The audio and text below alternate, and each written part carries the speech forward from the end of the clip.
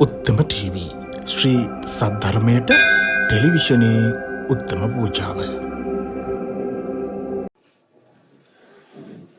කෙනෙකුට හිතෙන්න පුළුවන් ස්වාමීන් වහන්සේලා මේ කාන්තාව මරමුණු කරගෙන කාන්තාවන්ගේ අඩුපාඩු පෙන්වා දීම බණ කියනවා වෙන්න පුළුවන් කියලා. එහෙම නෙවෙයි. කාන්තාවක් ගෞරවනීය බිරිඳක් වුණොත්, කාන්තාව ගෞරවනීය අම්මා කෙනෙක් වුණොත්, කාන්තාව අම්මා කෙනෙකුට ගෞරවනීය දුවෙක් වුණොත් ඒ අතන ලෝකයක් වෙනස් කරන්න පුළුවන්. ලෝතර සම්මා සම්බුදුරජාණන් වහන්සේ නමක් පවා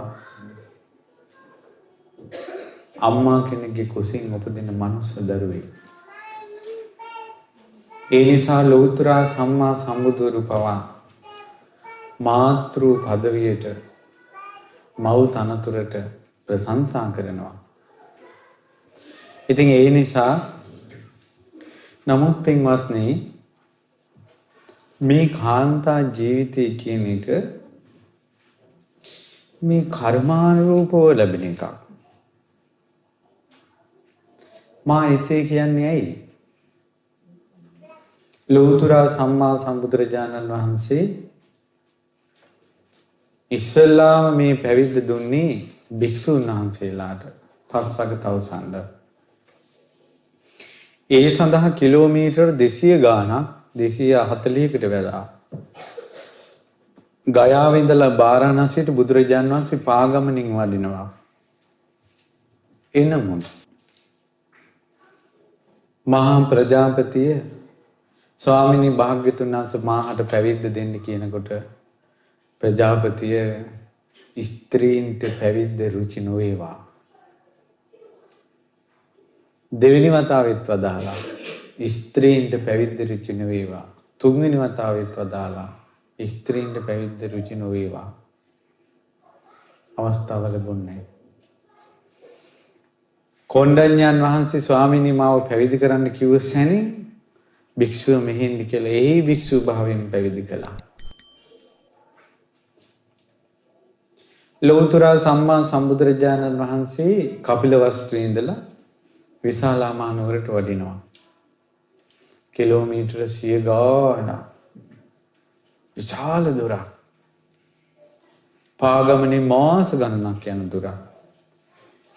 ඊට පස්සේ ප්‍රජාපතියට මහානකමේ අදහස නැති වෙන්නේව නැහැ. ප්‍රජාපතියට ඒ වෙනකොට වයස පින්වත්නි අවුරුදු 80 පැනලා.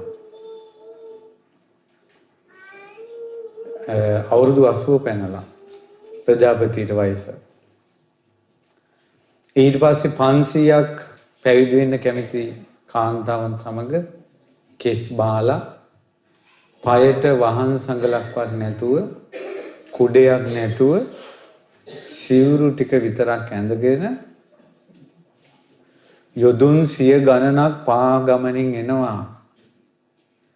එන ගමනේ මග නවතින්න තැනක් නැහැ, ගස් ගල්ලයට නිදාගන්නේ. රාජ අග්‍ර මහේසිකාව අවුරුදු 80ක් වයසයි. ඈ වයෝ වෘද්ධයි. පා ගමනේ මාස ගණනක් ඇවිල්ලා විශාලා මහනුවර කූටාගාරයේ එළියේ වැඩ ඉන්නවා. මේ කිරිපොවපු අම්මානේ මේ ලෝකේ මහා කරුණාවෙන් යුක්තයිනේ අපේ බුදුරජාණන් වහන්සේ. කපිලවස්තුව කියන්නේ ප්‍රජාපතියගේ නිවසේ ඉඳලා කිලෝමීටර් 2-3ක් දුර කපිලවස්තුවට. අවුරුදු 7 රාහුල කුමාරයා ඇඟිල්ලෙන් එල්ලලා ගිය විහාරේ. එතකොට බුදුරජාණන් වහන්සේ දකින්නේ නැද්ද දිවසින් කපිලවස්තුවේදීන් 3 පාරක් පැවිද්ද ප්‍රතික්ෂේප කරලා කළාට පස්සේ මේ අම්මා මගේ අම්මා යොදුන් 100 ගණනක් පා පුපුරවාගෙන ලේ හලාගෙන යොදුන් 100 ගාණක් දැන් විශාලාවට එනවා කියලා දන්නේ නැද්ද බුදුරජාණන් වහන්සේ? දන්නවනේ. නමුත් එහෙම තමයි සිද්ධ වුනේ. මේ වනාහි ස්ත්‍රී ජීවිතයක් ලැබීමේ විපාක. ඊට පස්සේ පින්වත්නි ඔන්න දැන් කූටාගාරයෙන් එහා පැත්තේ ඉන්නවා ආනන්ද ස්වාමීන් වහන්සේ තමයි පණිවිඩය අරන් ගියේ. ආනන්ද ස්වාමීන් වහන්සේ ඔය කරුණ බුදුරජාණන් වහන්සේට දේශනා කළා. බුදුරජාණන් වහන්සේ වදාලා ආනන්ද මේ ඉස්සල ප්‍රතික්ෂේප කළා. පස්සේ ආනන්ද ස්වාමීන් වහන්සේ ගොඩක් කරුණු කිව්වා. බුදුරජාණන් වහන්සේ වදාලා එනම් ප්‍රජාපතිය අෂ්ටගරු ධර්ම පිළිපදිනවා නම් ඇයට දෙන්නම් කියලා කිව්වා පැවිදි උපසම්පදා. එතකොට මොනවද ස්වාමීන් වහන්සේ අෂ්ටගරු ධර්ම කිව්වා? උපසම්පදා වෙලා අවුරුදු 100ක් ගියත් භික්ෂුණියක් එදාම උපසම්පදා වෙච්ච ස්වාමීන් වහන්සේට වඳින්න ඕන.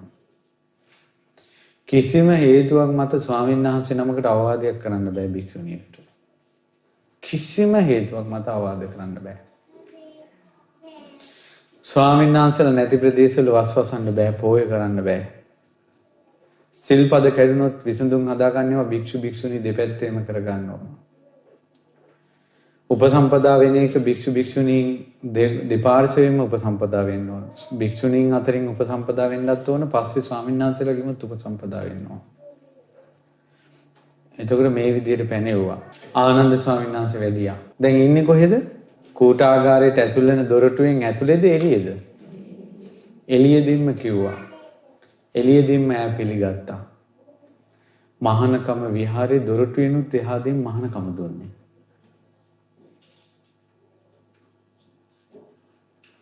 මහා කරුණාවෙන් යුතු ලෝතුරා සම්බුදුරජාණන් වහන්සේ. මේ වනාහි ස්ත්‍රී ජීවිතේ විපාකයි. කවදාවත් ස්ත්‍රියකට එහි භික්ෂු පැවිද්ද ලැබිලා නැහැ. මොහොතක් කල්පනා කරන්න. ඇයි මා මේවා කියන්නේ? ස්ත්‍රීන්ට උරුම ස්ත්‍රී ගති ගුණ තියෙනවා. ඊර්ෂ්‍යාව. ඔබ ඊර්ෂ්‍යාවෙන් වැළකෙන්න. එතකොට ඔබ මේ නින්දා ලබන ස්ත්‍රී ජීවිතෙන් නිදහස් වෙනවා. වහා මානසිකව කඩාගෙන වැටෙන එක. ස්ත්‍රියකගේ ස්ත්‍රී ගති. හැම දෙයකටම අඬාගෙන ඉන්නවා නම් කොල්ලේ අපි කියනවා මොකද යකෝ ගෑණියෙක් වගේ. කියනවද නැද්ද? එතකොට එහෙනම් ස්ත්‍රියක් වහා කඩාගෙන ඉట్లా මූණ හැම වෙලාවෙම එල්ලගෙන ඇඬු කඳුලින් ඉන්නව නේද? ඈ ස්ත්‍රී ජීවිත ඉක්මවන්නේ නැහැ. උපනෝපන් ජීවිත ස්ත්‍රී ජීවිතේටම යනවා. ස්ත්‍රී ජීවිත කියන්නේ නිත්‍ය දෙයක් නෙවෙයි. ගුණධර්ම පුරලා පින්බලෙන් ඈ පුරුෂයෙක් වෙන්න පුළුවන්. ධර්මධාරී වූ සුති සාගර වූ ධර්මයේ දරාගත් සාගරයක් තරම් ධර්මයේ දරාගත් මගේ ආනන්ද මහරහතන් වහන්සේ සංසාරේ වැරදි කාම සේවනය කරලා අතීතේ ඒ විපාකෙට ස්ත්‍රියක් වෙලා ඉපදිලා ඉඳලා තියෙනවා. නමුත් බොහෝ ධර්මයේ වඩලා ඉක්මනට ජීවිත 14කින් වගේ ආපහු පිරිමික් වෙලා තියෙනවා. වැරදි කාම සේවනයේ ස්ත්‍රියක් කරන විපාකයක්. පිරිමියා ස්ත්‍රියක් කරනවා. ස්ත්‍රිය ස්ත්‍රී ජීවිතේම නිඳා ලබනවා. මම මේවා කියන්නේ ගුණ ඇති කර ගැනීම පිණිස, අගුණ දුරු කර ගැනීම පිණිස. හැම තැනම තියෙන තොරතුරු ඇවිල්ලා කියනකොට කරන පිරිමි කෙනෙක් ස්වාමීන් වහන්සේ අරේ මෙහෙමයි මෙහා මෙහෙමයි කියනවා. ඒතර අපි උනක් කියනවා මේ මිනිස්සු ගෑනු වගේ. හැම තැනම විස්තර ඇවිල්ලා කියනවා.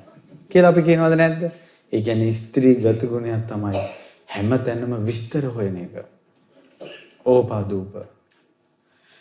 යම්කිසි ස්ත්‍රියක් කර්මානුරූපව ලැබිච්ච ස්ත්‍රීන් දුරුම වූ ඒ දෝෂේ දුරු කර ගන්නවාද?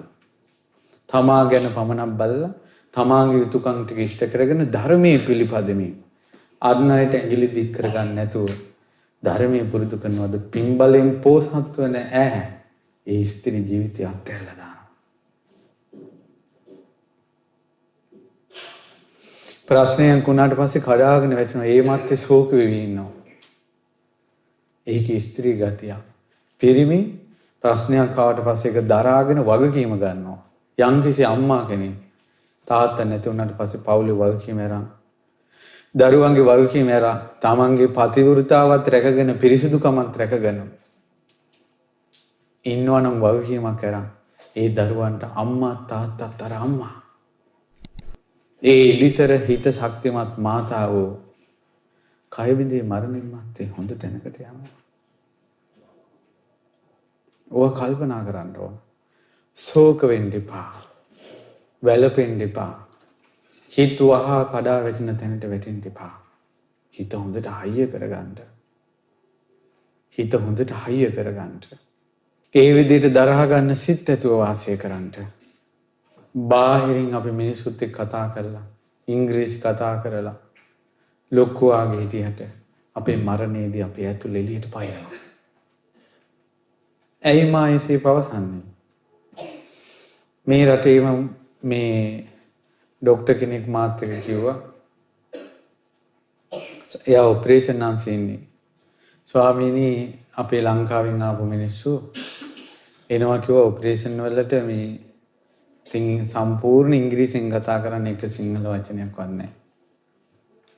ඊට පස්සේ සමහරට ඔපරේෂන් කළා වාට්ටුවට දැම්මට පස්සේ මේ මොකද්ද ඔය ඔපරේෂන් කරනකොට ඒක මොළයට බලපාන ක්‍රමයක් ගැන එතුමා කිව්වා. ඒක මට මතක නැහැ. ඊට පස්සේ සිහිය බාගෙට එනකොට දොඩවන්න ගන්නවා. එයා එක එක දේවල් කියන්න ගන්නවා.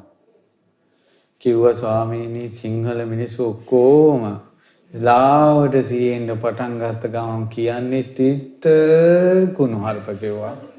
හැබැයි ඒක ඉංග්‍රීසි වචනයක් නැහැ. මං ඇහුවා 100ට කොච්චරකට වගේ ඔක වෙනවද? 100%කටම වගේ වෙනවා ස්වාමීන් වහන්සේ කිව්වා. නහරයක් කැපුණ ගමන් තමයි සිංහල එන්නේ.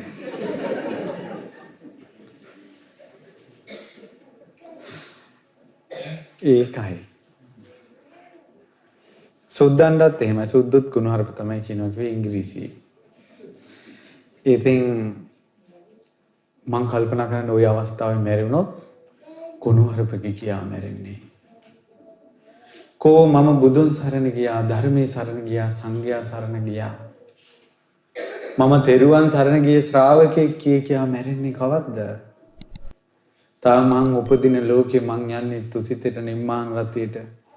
මම සත්පුරුෂයන්ගේ ලෝකෙට යනවා කියා මැරෙන්නේ කවද්ද? කවුද එහෙම වෙන්නේ? ඔබ වාසනාවන්තයි. මේ ජීවිතේ දැන් වෙනස් කරගන්න ඔබට උපදෙස් ලැබෙනවා. පැහැදිලි නේද? ජීවිතේ වෙනස් කරගන්න ඔබට උපදෙස් ලැබෙනවා. ඒ නිසා ටික ටික ජීවිතේ හදා ගන්න. දරාගෙන ඉන්නවා සමහර අය. ගොඩාක් දුක් දරාගෙන කඳුළු පිහදාගෙන ඉන්න දිරිය මාතාවෝ ඉන්නවා. ධෛර්ය සම්පන්න බිරින්දෑවරු ඉන්නවා. ඊළඟ දරුවන්ගේ අසනීපවලදී හිත හදාගෙන ඉන්න දරුවෝ අම්මලා ඉන්නවා. මට බොවත් ඉතින් අම්මා කෙනෙක් මොන ගැහුණා. දරුවා ගොඩාක් මන්ද බුද්ධිකයි. සෑයට ඇවිල්ලා දරුවා ලවාවත් කරනවා. මට ඇවිල්ලා කිව්වා හම්දුන්නේ මේ වැඳලා කිව්වා යන ගමන් කිව්වා මේ ලොකු ස්වාමීන් වහන්සේගේ බණක් අහලා කිව්වා මම මගේ පුතාට ගොඩක් ආදරෙන් උපස්ථාන කරන්නේ ලොකු ස්වාමීන්ගේ බණ අහලා කිව්වා. ඒ හේතුව තමයි කිව්වා මේ ළමයා මේ මට්ටමට වැටෙන්නේ සංසාරේ කර්මයක් කිව්වා. ඒතකොට මම එයාට උදව් කරනවා කියන්නේ මෙයා ගෙවන කර්මයට මම සපෝට් එකක් දෙනවා. කර්මය අර විපාක අඩු වෙන්න. ඇයි අම්මා කෙනෙක් ඉදිරිපත් වෙලා දරුවා තනියෙන් විඳින කර්මයට ඒ විඳවන එක අඩු කරවන්න. මෙයාගේ කර්මයේ විපාක අඩු කරවන්න මං අම්මා කෙනෙක් විදිහට මැදිහත් වෙලා කිව්වා. ඒ වගේම තමයි කිව්වා මේ වගේ දරුවෙක් ලබන්න මට යම්කිසි කර්ම විපාකයක් තියෙනවනම් ඒකත් ගෙවෙනවා කිව්වා. මං ওই කරුණු දෙක දහලා ලොකු ස්වාමීන් වහන්සේ මට ඒ උපදෙස් දුන්නේ කිව්වා. ඒ නිසා මං එදා ඉඳලා සතුටෙන්ම මේ වත් ටික කරනවා කිව්වා. කොහොමද ප්‍රඥාව? කොහොමද ප්‍රඥාව? ඒ නිසා ගුණධර්ම තියෙන මිනිස්සු ඉන්නවා. දැන් අපි පොදුවේ සමස්තයක් වශයෙන් කරුණු තේරුම් කරන්න මෙහෙම කිව්වට මේ ඉංගලන්ත ගමනේදී මට මගේ ජීවිතේ ලැබිච්ච ලොකු අත්දැකීමක්. ගොඩාක් හොඳ මිනිස්සු. ගොඩක් කියන්නේ හොඳ මිනිස්සුමයි මොන ගැහුනේ. ගොඩක් හොඳ මිනිස්සු ඉන්නවා. ආදරෙන් සෙනෙහසින් එකිනෙකාගේ වැරදි කියා ගන්න නැතුව ආදරෙන් ඉන්න ස්වාමිවරු බිරින්දෑවරුම ඔවුනොවුන් ඇවිල්ලා වැඳලා පින් දීලා කතා කළා. දරුවන්ට ආදරෙන් මේ මග පෙන්වලා දෙන දෙමව්පියෝ කතා කළා. දැනුත් අර තාත්තා කෙනෙක් කතා කළේ තාත්තකෝ ගෙදර සිංහලෙන් කතා කරන්න හදලා තියෙන්නේ. හරි ලස්සන කතාවක් කිව්වේ තාත්තා. ඒ තමයි ස්වාමීන් වහන්සේ අපි නැති කාලෙක අපේ දැස් පාදපු අපේ ලොකු ස්වාමීන් වහන්සේගේ පොත්පත් ටික අපේ ගෙදර තියෙනවා කිව්වා. මේ ළමයි අනාගතේ සිංහල දන්නේ නැත්තම් ওই පොත් ටික ඩස්බින් දායි කිව්වා. ලොකු ස්වාමීන් වහන්සේ අපිට ලැබුණු ධර්ම දායාදේ ඒ පොත් ටිකට ගෞරවය දෙන්නත් පුළුවන් අපේ ළමයිට සිංහල පුළුවන් වුණොත් කිව්වා. හොඳ තාත්තලා මේ රටේ ඉන්න එහෙම කතා කරනවා. ඊළඟට තව තාත්තලා මාට කතා කළා ස්වාමීන් වහන්සේ සිංහලෙන්මයි අපි කතා කරන්නේ. මොකද මේ ළමයි ඉස්කෝලේට දාපුවම මාසෙන් දෙකකින් ඉංග්‍රීසි අල්ල ගන්නවා. මේ රටේ ඔක්කොම ඉංග්‍රීසිනේ කතා කරන්නේ. ඉතින් ඒ නිසා අනාගතේ වගකීම දැන් මේ බිරිඳකගේ වගකීම ගන්නකොට කාමරාගේ කතා නැහැනේ. බිරිඳකට තියෙන වගකීම් ටික. කාම පෙරේතකම නෙවෙයි. පිරිමියාටත් වගකීම් ටිකක් බිරිඳට ගෞරවය දීලා එවැනි බිරිඳකට සුදුසු ස්වාමියෙක් වෙලා ගෞරවය. ඒ දරුවන්ගේ වගකීම හිතට ගත්තට පස්සේ නිකම් මේ පිස්සු කෙලින්ට කාලයක් නැහැ. වගකීම නැති තැන තමයි පිස්සු තියෙන්නේ. මොවුන්ට තියෙන වගකීමක් හිතට ආවේ නැත්තම් ඒ වගකීමක් නැති මිනිස්සුන්ට හිතට එන දේවල් වලට එන එයාලට මුහුණ දෙන්න තියෙන ජීවිතේට එයාලා පාවිච්චි කරන නම මොකද්ද? වගකීමක් නැති මිනිස්සු පාවිච්චි කරන වචනේ. වගකීමක් නැති මිනිස්සු ජීවිතේට මුහුණ දෙනකොට ඒ වගේ එන අපහසුතාවලදී වුන් පාවිච්චි කරන වචනේ තමයි මොකද්ද? ස්ට්‍රෙස්. වගකීමක් නැහැ. ඔවුන්ට කරදරයක්. ස්වාමියාගේ වැඩට කටයුතු කිරීම ඇයට කරදරයක්. ඒක වගකීමක් විදිහට දකින්නේ නැහැ. දරුවන්ගේ වැඩට කටයුතු කිරීම ඇයට කරදරයක්. අම්මා කෙනෙක්ගේ වගකීමක් විදිහට පේන්නේ නැහැ. ළමයිටත් ඉගෙන ගන්න එක කරදරයක්. මගේ අනාගතේ මේ හදාගන්නේ කියලා ළමයිට හිතෙන්නේ නැහැ. ඔයාලා ළමයිට උගන්වනවා. ඇත්තටම අම්මලා තාත්තලාගේ හිතේ ඇතුලේ තියෙන දේ තමයි මුන් හොඳට ඉගෙනගෙන හොඳ තැනකට යන්න ඕන. මුන්ගෙන් වතුර පොදක්වත් අපිට එපා කියලා. දරුවෝ කණ්ඩ බොණ්ඩ දීලා Tamanට සැප දෙනකල් අම්මලා බලාගෙන ඉන්නේ නැහැ. ඒතර උගන්වන්නේම ළමයින්ට සැපේ පිණිස. යහපත පිණිස. ඒතර ළමයි ඒක තේරුම් ගන්න නැතුව ළමයි කිව්වොත් මේ ඉගෙන ගන්න එක ස්ට්‍රෙස් කියලා උන්ට වගකීමක් නැහැ. ඒව හදන්න ඕන. ඔයාලා ගෙදර පාවිච්චි නොකළ යුතුයි. සිංහලෙන් කතා කරනවා වගේම ඉංග්‍රීසි කතා කළාට කමන්නේ අර වචනේ පාවිච්චි කරන්නේ නැතුව. ඒක අපිට හොඳ නැහැ මේ වචනේ. වගකීමක් නැතුව කුසීතකම සහ තමන්ගේ වැරදි වසා ගැනීමේ වාක්‍යයක් ඒක. ඉතින් ඒ නිසා ඔන්න දැන් නකුල මාතා නකුල පිතා ඒ ජෝඩු හරියගේ. උන්දලා දෙන්න හරියට බනහන් දෙනවා. මඟපල් ලබලා. තුන් ශ්‍රාවකයෝ. සෝවාන් වුණත් කැමති මොකටද? ඒ දෙන්නම ඊළඟ ජීවිතේ මොන ගෙහෙන්න. ඊට පස්සේ මේ දෙන්න විටින් විට වෙහෙරට යනවා. වෙහෙරට යද්දී දැන් ඔන්න බිරිඳ දැන් නකුල මාතා ගිය වෙලාවකනේ කිව්වේ තාත්තා ගිය දවසක්. හැබැයි මේ පවුලට තිබ්බ හරි කරදරයක් තිබ්බා. හරියට තාත්තා ලෙඩ වෙනවා. හරියට ලෙඩ වෙනවා. ලෙඩ වෙන ගානේ ඉතින් ඔන්න සනීප වෙනවා. සනීප වෙච්ච ගමන් හැරමිටි අරගෙන යන්නේ කොහෙටද? වෙහෙරට. වෙහෙරට යනවා. වෙහෙරට ගියම ගමන් දවසක් බුදුරජාණන් වහන්සේ වදාලා නකුල පිතා මේ දැක්කේ නෑනේ ගොඩක් කල්. අර පුතෙක් තාත්තට කතා කරනවා වගේ. තාත්තේ ගොඩක් කල් දැක්කේ නෑනේ කිව්වා බුදුරජාණන් වහන්සේ අහන්නේ. අනේ භාග්‍යතුන් වහන්සේ මන් ලෙඩ වෙලා හිටියනේ. හරි අමාරු වුණා. හැබැයි දැන් ටිකක් සනීපයි. බුදුරජාණන් වහන්සේ වදාළා නකුල පිතා තාත්තේ මේ කය බිත්තරයක් වගේ කිව්වා. මේ කය බිත්තරයක් වගේ කිව්වා. බිත්තරයක් වගේ කියන එකේ තේරුම මොකද? අඩමානයි. කොයි වෙලාවෙ වැටිලා කෙල්ල ඒත් දන්නේ. ඒ නිසා තාත්තේ ලෙඩ වෙන කයක් මේ තියෙන්නේ. ලෙඩ රෝග වලට කැදල්ලක් මේක. ඒ නිසා කය ලෙඩ වුණාට තාත්තා හිත ලෙඩ කරගන්න එපා. සාදුකාර දුන්නා. දැන් ඕක දැන් තමයි මම කය ලෙඩ වුණාට හිත ලෙඩ වෙන්න එපා කියලා දැන් බුදුරජාන් වහන්සේට කියපු එක හිතලා හරි සතුටින්. සමහර වෙලාවට අපි වෙලාවකට මේ සදහැවතුන් ආවට පස්සේ මොනවා හරි වාක්‍යයක් කියනවා. සමහරට ඒ වාක්‍යෙම හිතේ තියාගෙන ඉන්නවා අරියා.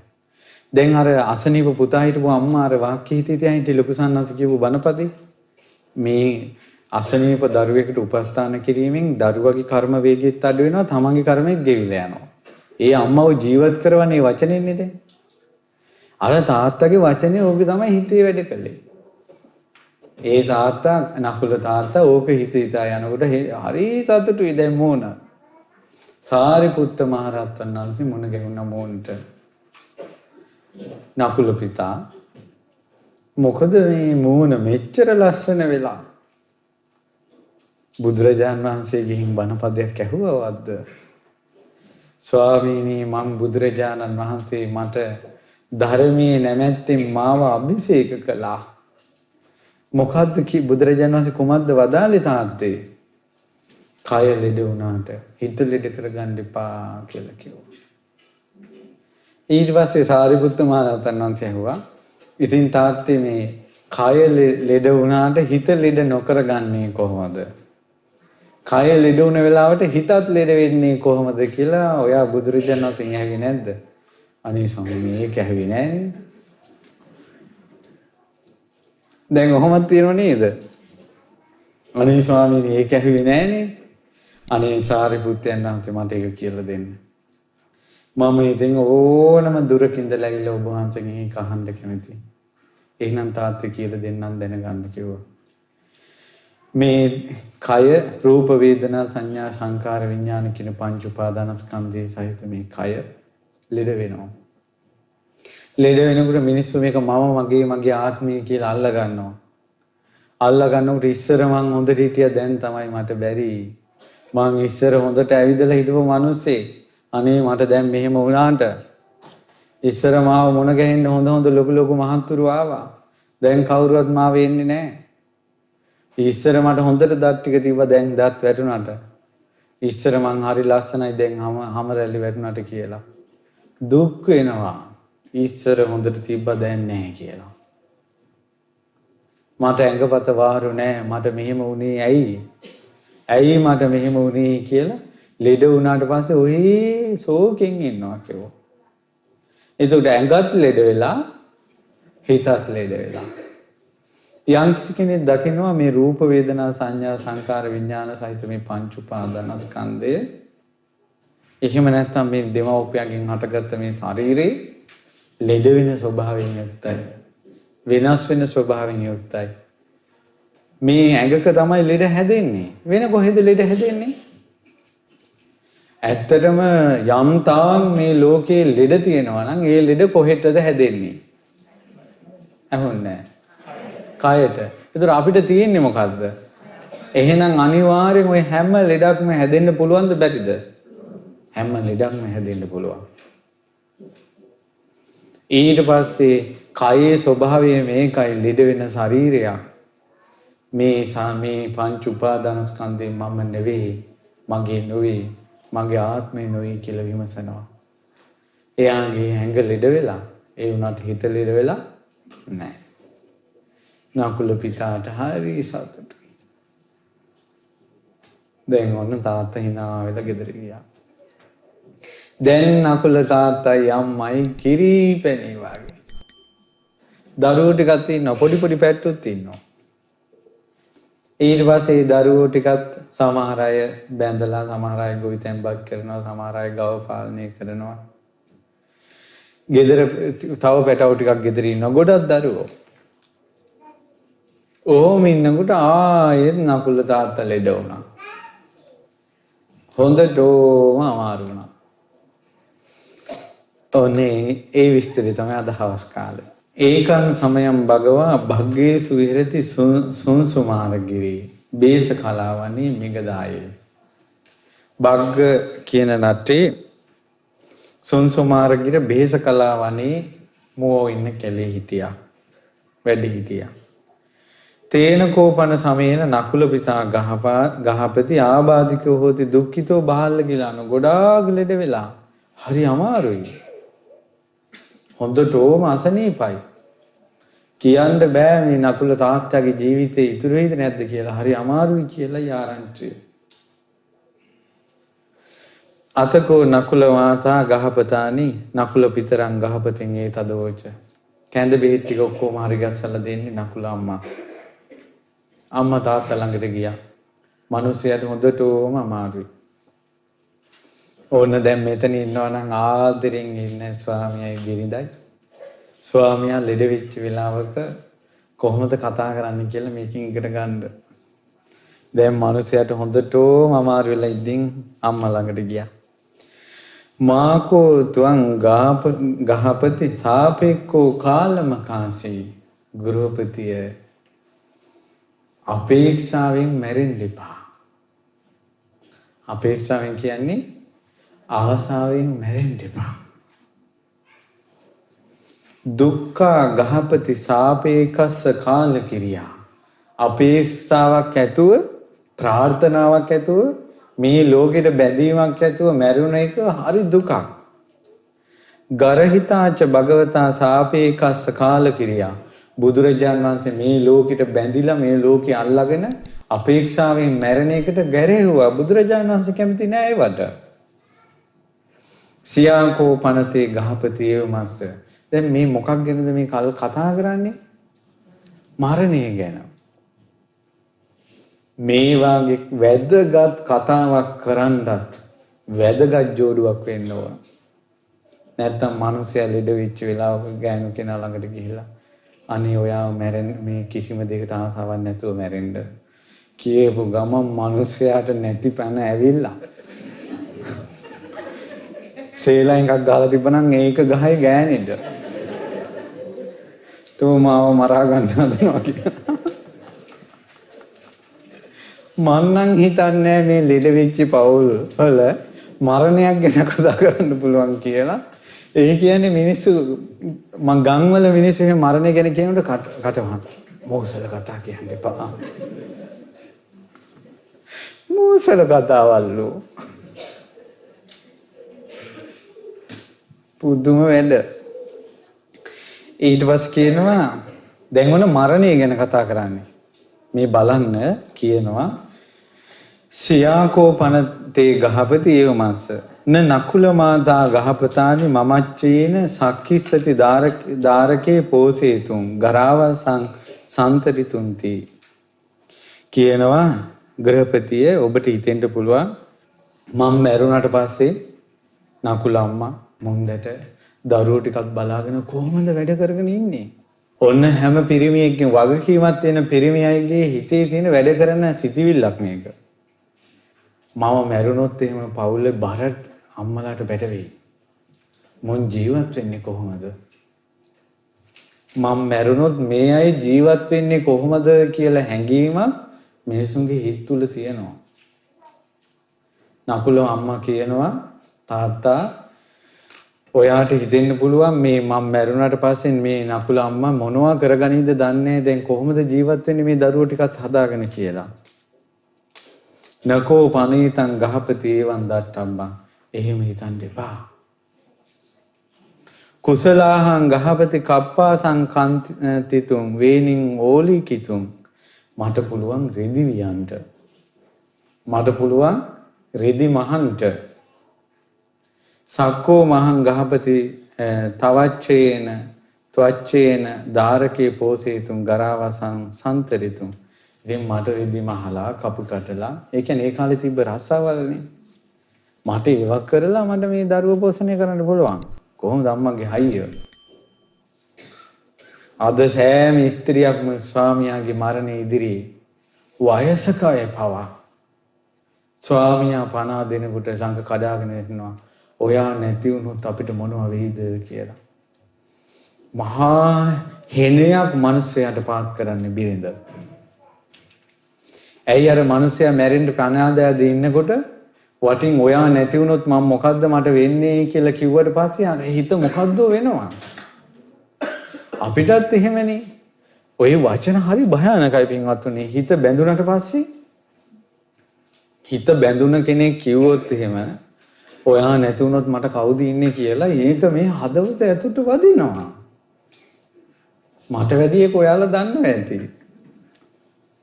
ඔයා විතරයි මට ඉන්නේ. දැන් බලන්නකෝ ඔය ප්‍රේම ලෝකේ සැරිසරන වගකීමක් නැති ඔය දරුවන්ගේ ලෝකවල තියෙන ප්‍රේම වචන ටික ඕකනේ. අනේ බබෝ ඔයා විතරයි මට ඉන්නේ මං නැත්තම් ඔයාට කවුද ඉන්නේ කිකිය ඔය වගේ වචන සෙට් එකක් නේ තියෙන්නේ. ඒ කියන්නේ ඒ වචන වලින් ලොකු බන්ධනයක් ඇති කරනවා. ඒ නිසා තමයි අර නකුල අම්මා කියන්නේ මට පුළුවන්. මට හොඳට මේ ගේ දොර වැඩපොළ කරගන්න පුළුවන්. තස්මාති හේතුං ගහපති. ඒ නිසා ගෘහපතිය ඔබ මැරෙන්න එපා. අපි ගැන හිතාන. ඔයා මැරෙන්න එපා අපි ගැන හිතාන. ඔයා කිසිම අපේක්ෂාවක් නැතුව මැරෙන්න. ඒ කියන්නේ මොකද්ද? හිතන්න එපා. මන් නැති වුණොත් දරුවන්න මොකද වෙන්නේ කියන සිතවිල්ලෙන් මැරෙන්න එපා කියනවා. කොච්චර ඉන්නවද? මන් නැති වුණොත් මට මොන ගිහිලා තියෙනවා. ඒ වගේම ගොඩාක් ඔයාලත් මම මේ කියන දේ දෙස පොඩ්ඩක් විමසලා බලන්න. ඔය ගොඩාක් විවාහ නොවිච්ච විශේෂයෙන් ගත්තොත් ලංකාවේ විවාහ නොවිච්ච ඒ වැඩිහිටි කාන්තාවෝ ඉන්න ගෙවල් වල ගත්තොත් එහෙම ගොඩාක් අයගේ අම්මලා ඈ තරුණ කාලේ මැරිලා. ඒ මැරුණාට පස්සේ ඒ අම්මලාට මැරෙනකොට හිතෙන්නේ මන් නැති වුණාට පස්සේ කෙල්ලට යන කලදසාව මොකද්ද කියලා. ඊට පස්සේ එනවා ගෙදෙට්ට. ඒ කියන්නේ හිත බැඳුණානේ. උපාදාන පත්‍ය භව භව පත්‍ය ජාති. හිත බැඳුණා.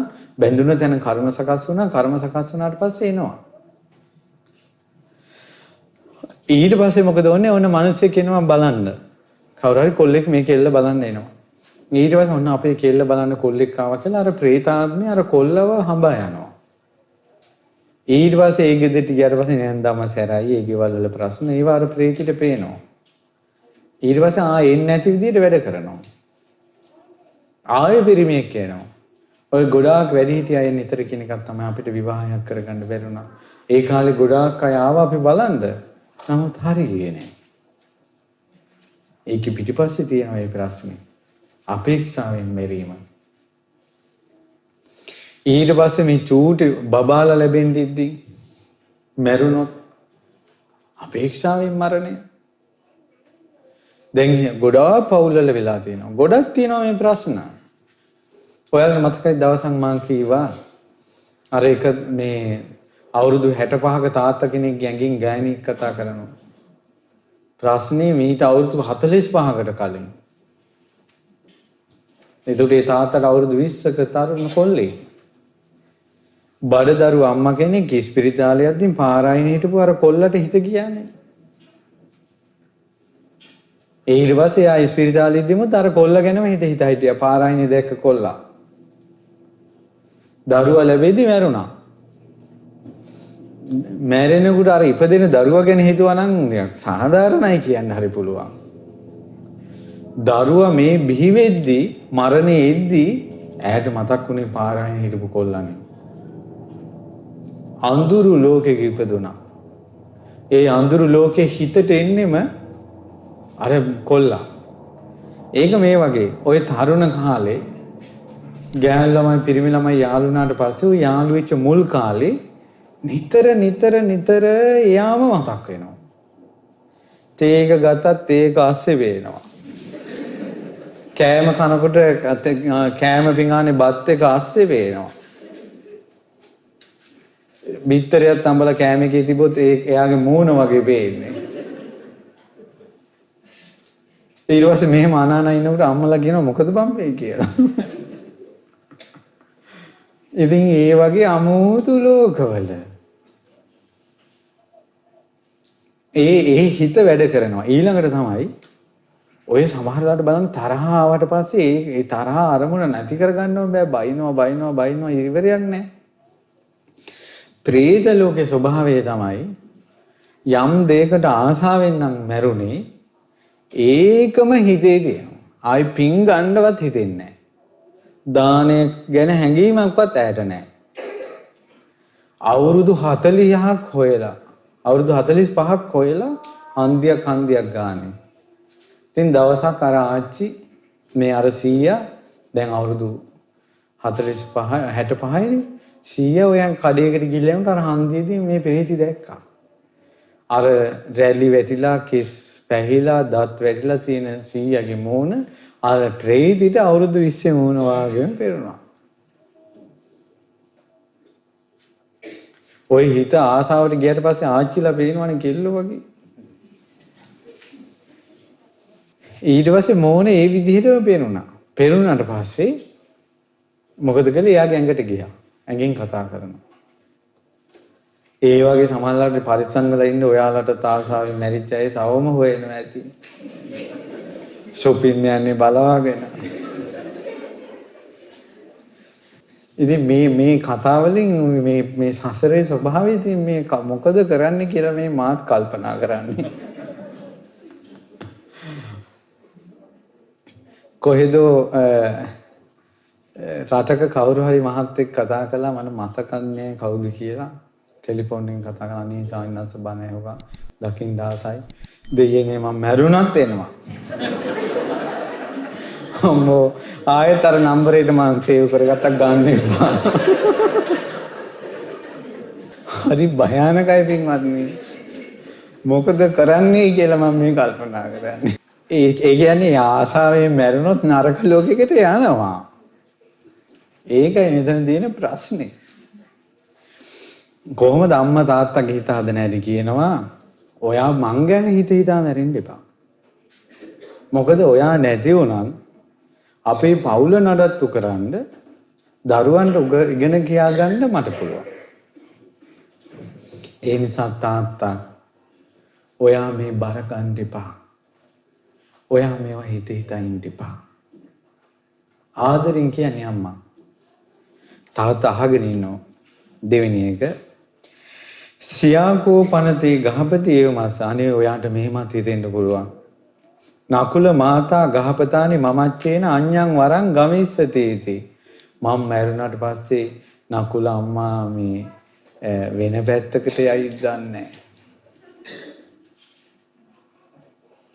වෙන මිනිහෙක් එක්ක පටලැවිද දන්නේ නැහැ කියලා ඔය හිතෙන්න පුළුවන්.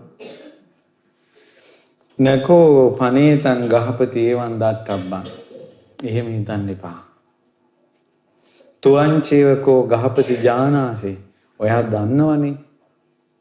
අහංච යදානෝ සෝලස වස්සානි ගහට්ටකම් බ්‍රහ්මචරියන් සමාදෙන්න. ඔයා දන්නවනේ අපි දෙන්න අවුරුදු 16ක් දැන් බ්‍රහ්මචාරී.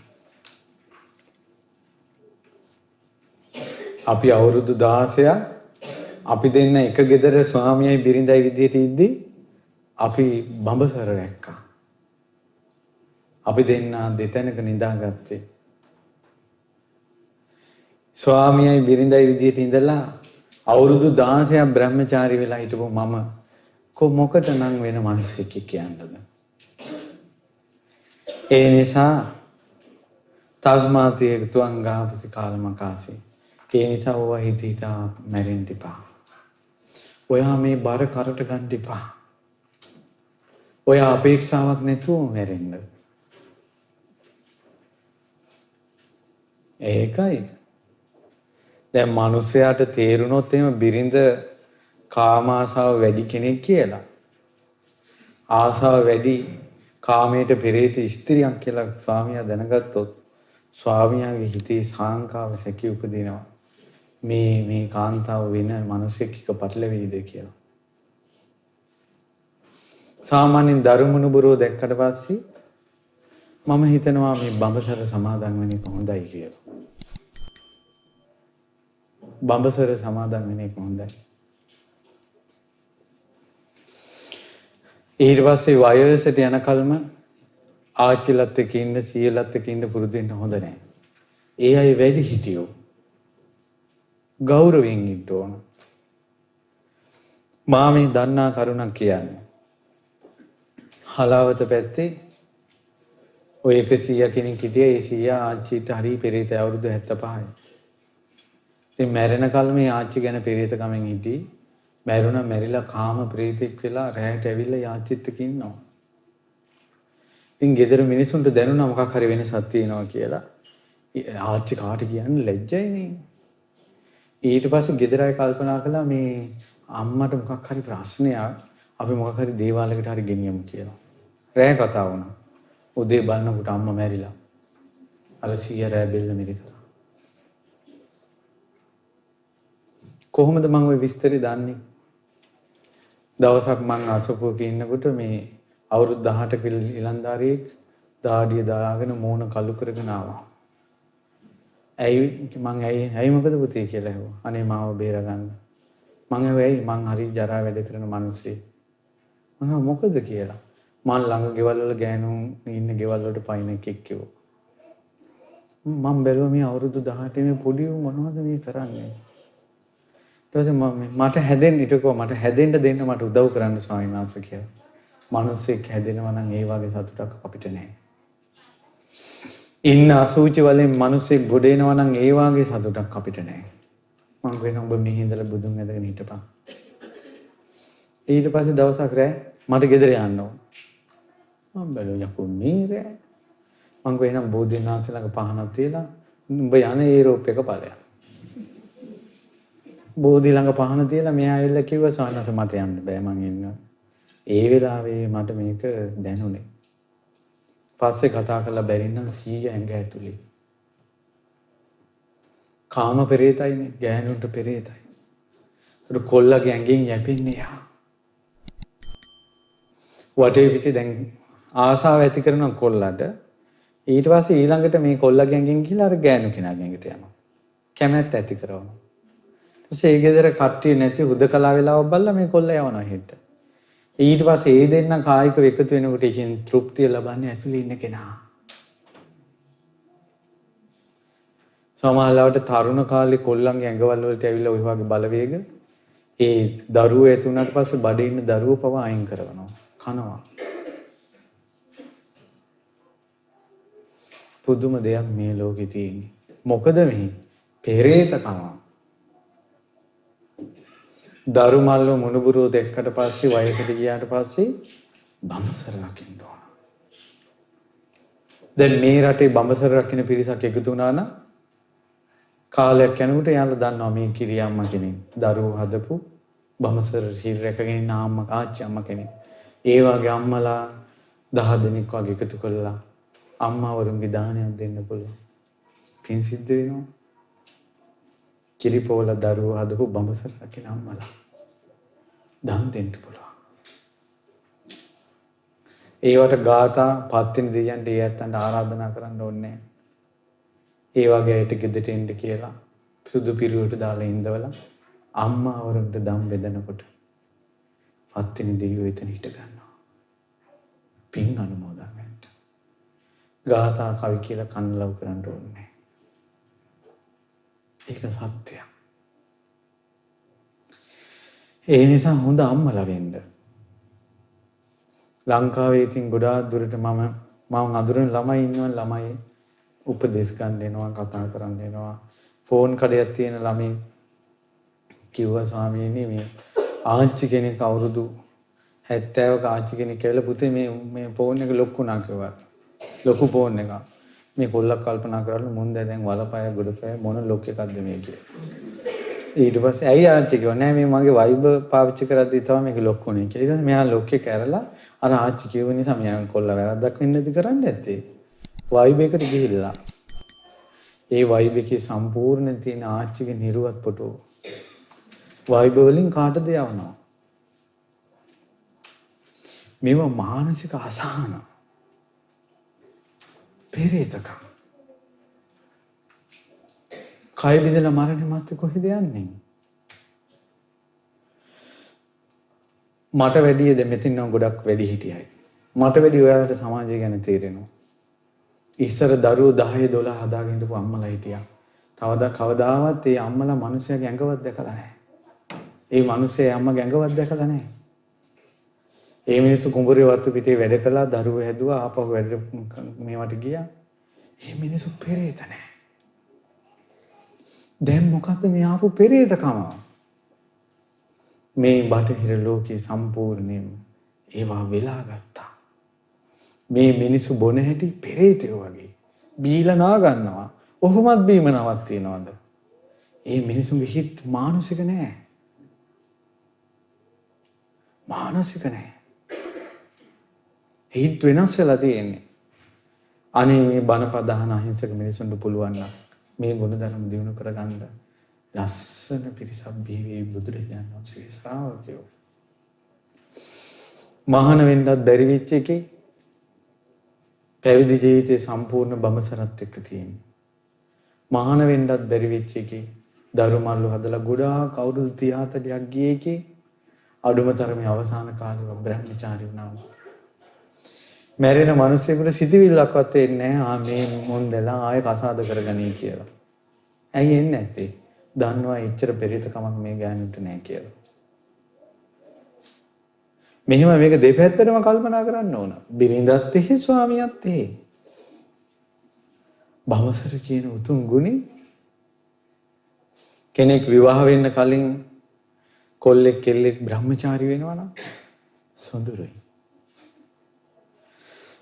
බඹසර රකින්න බඹසරට ගොඩාක් ආස. හැබැයි මතක තියාගන්න පුදුමයක්. මේ එංගලන්තයට ආවට පස්සේ මට ගොඩක් අය මුණ ගැහුණා බඹසර රකින්න. සමහර ජෝඩු මුණ ගැහුණා තරුණ දූල පුතාලා විවාහ වෙලා එක ගෙදර බ්‍රහ්මචාරීව ඉන්නවා මේ එංගලන්තේ.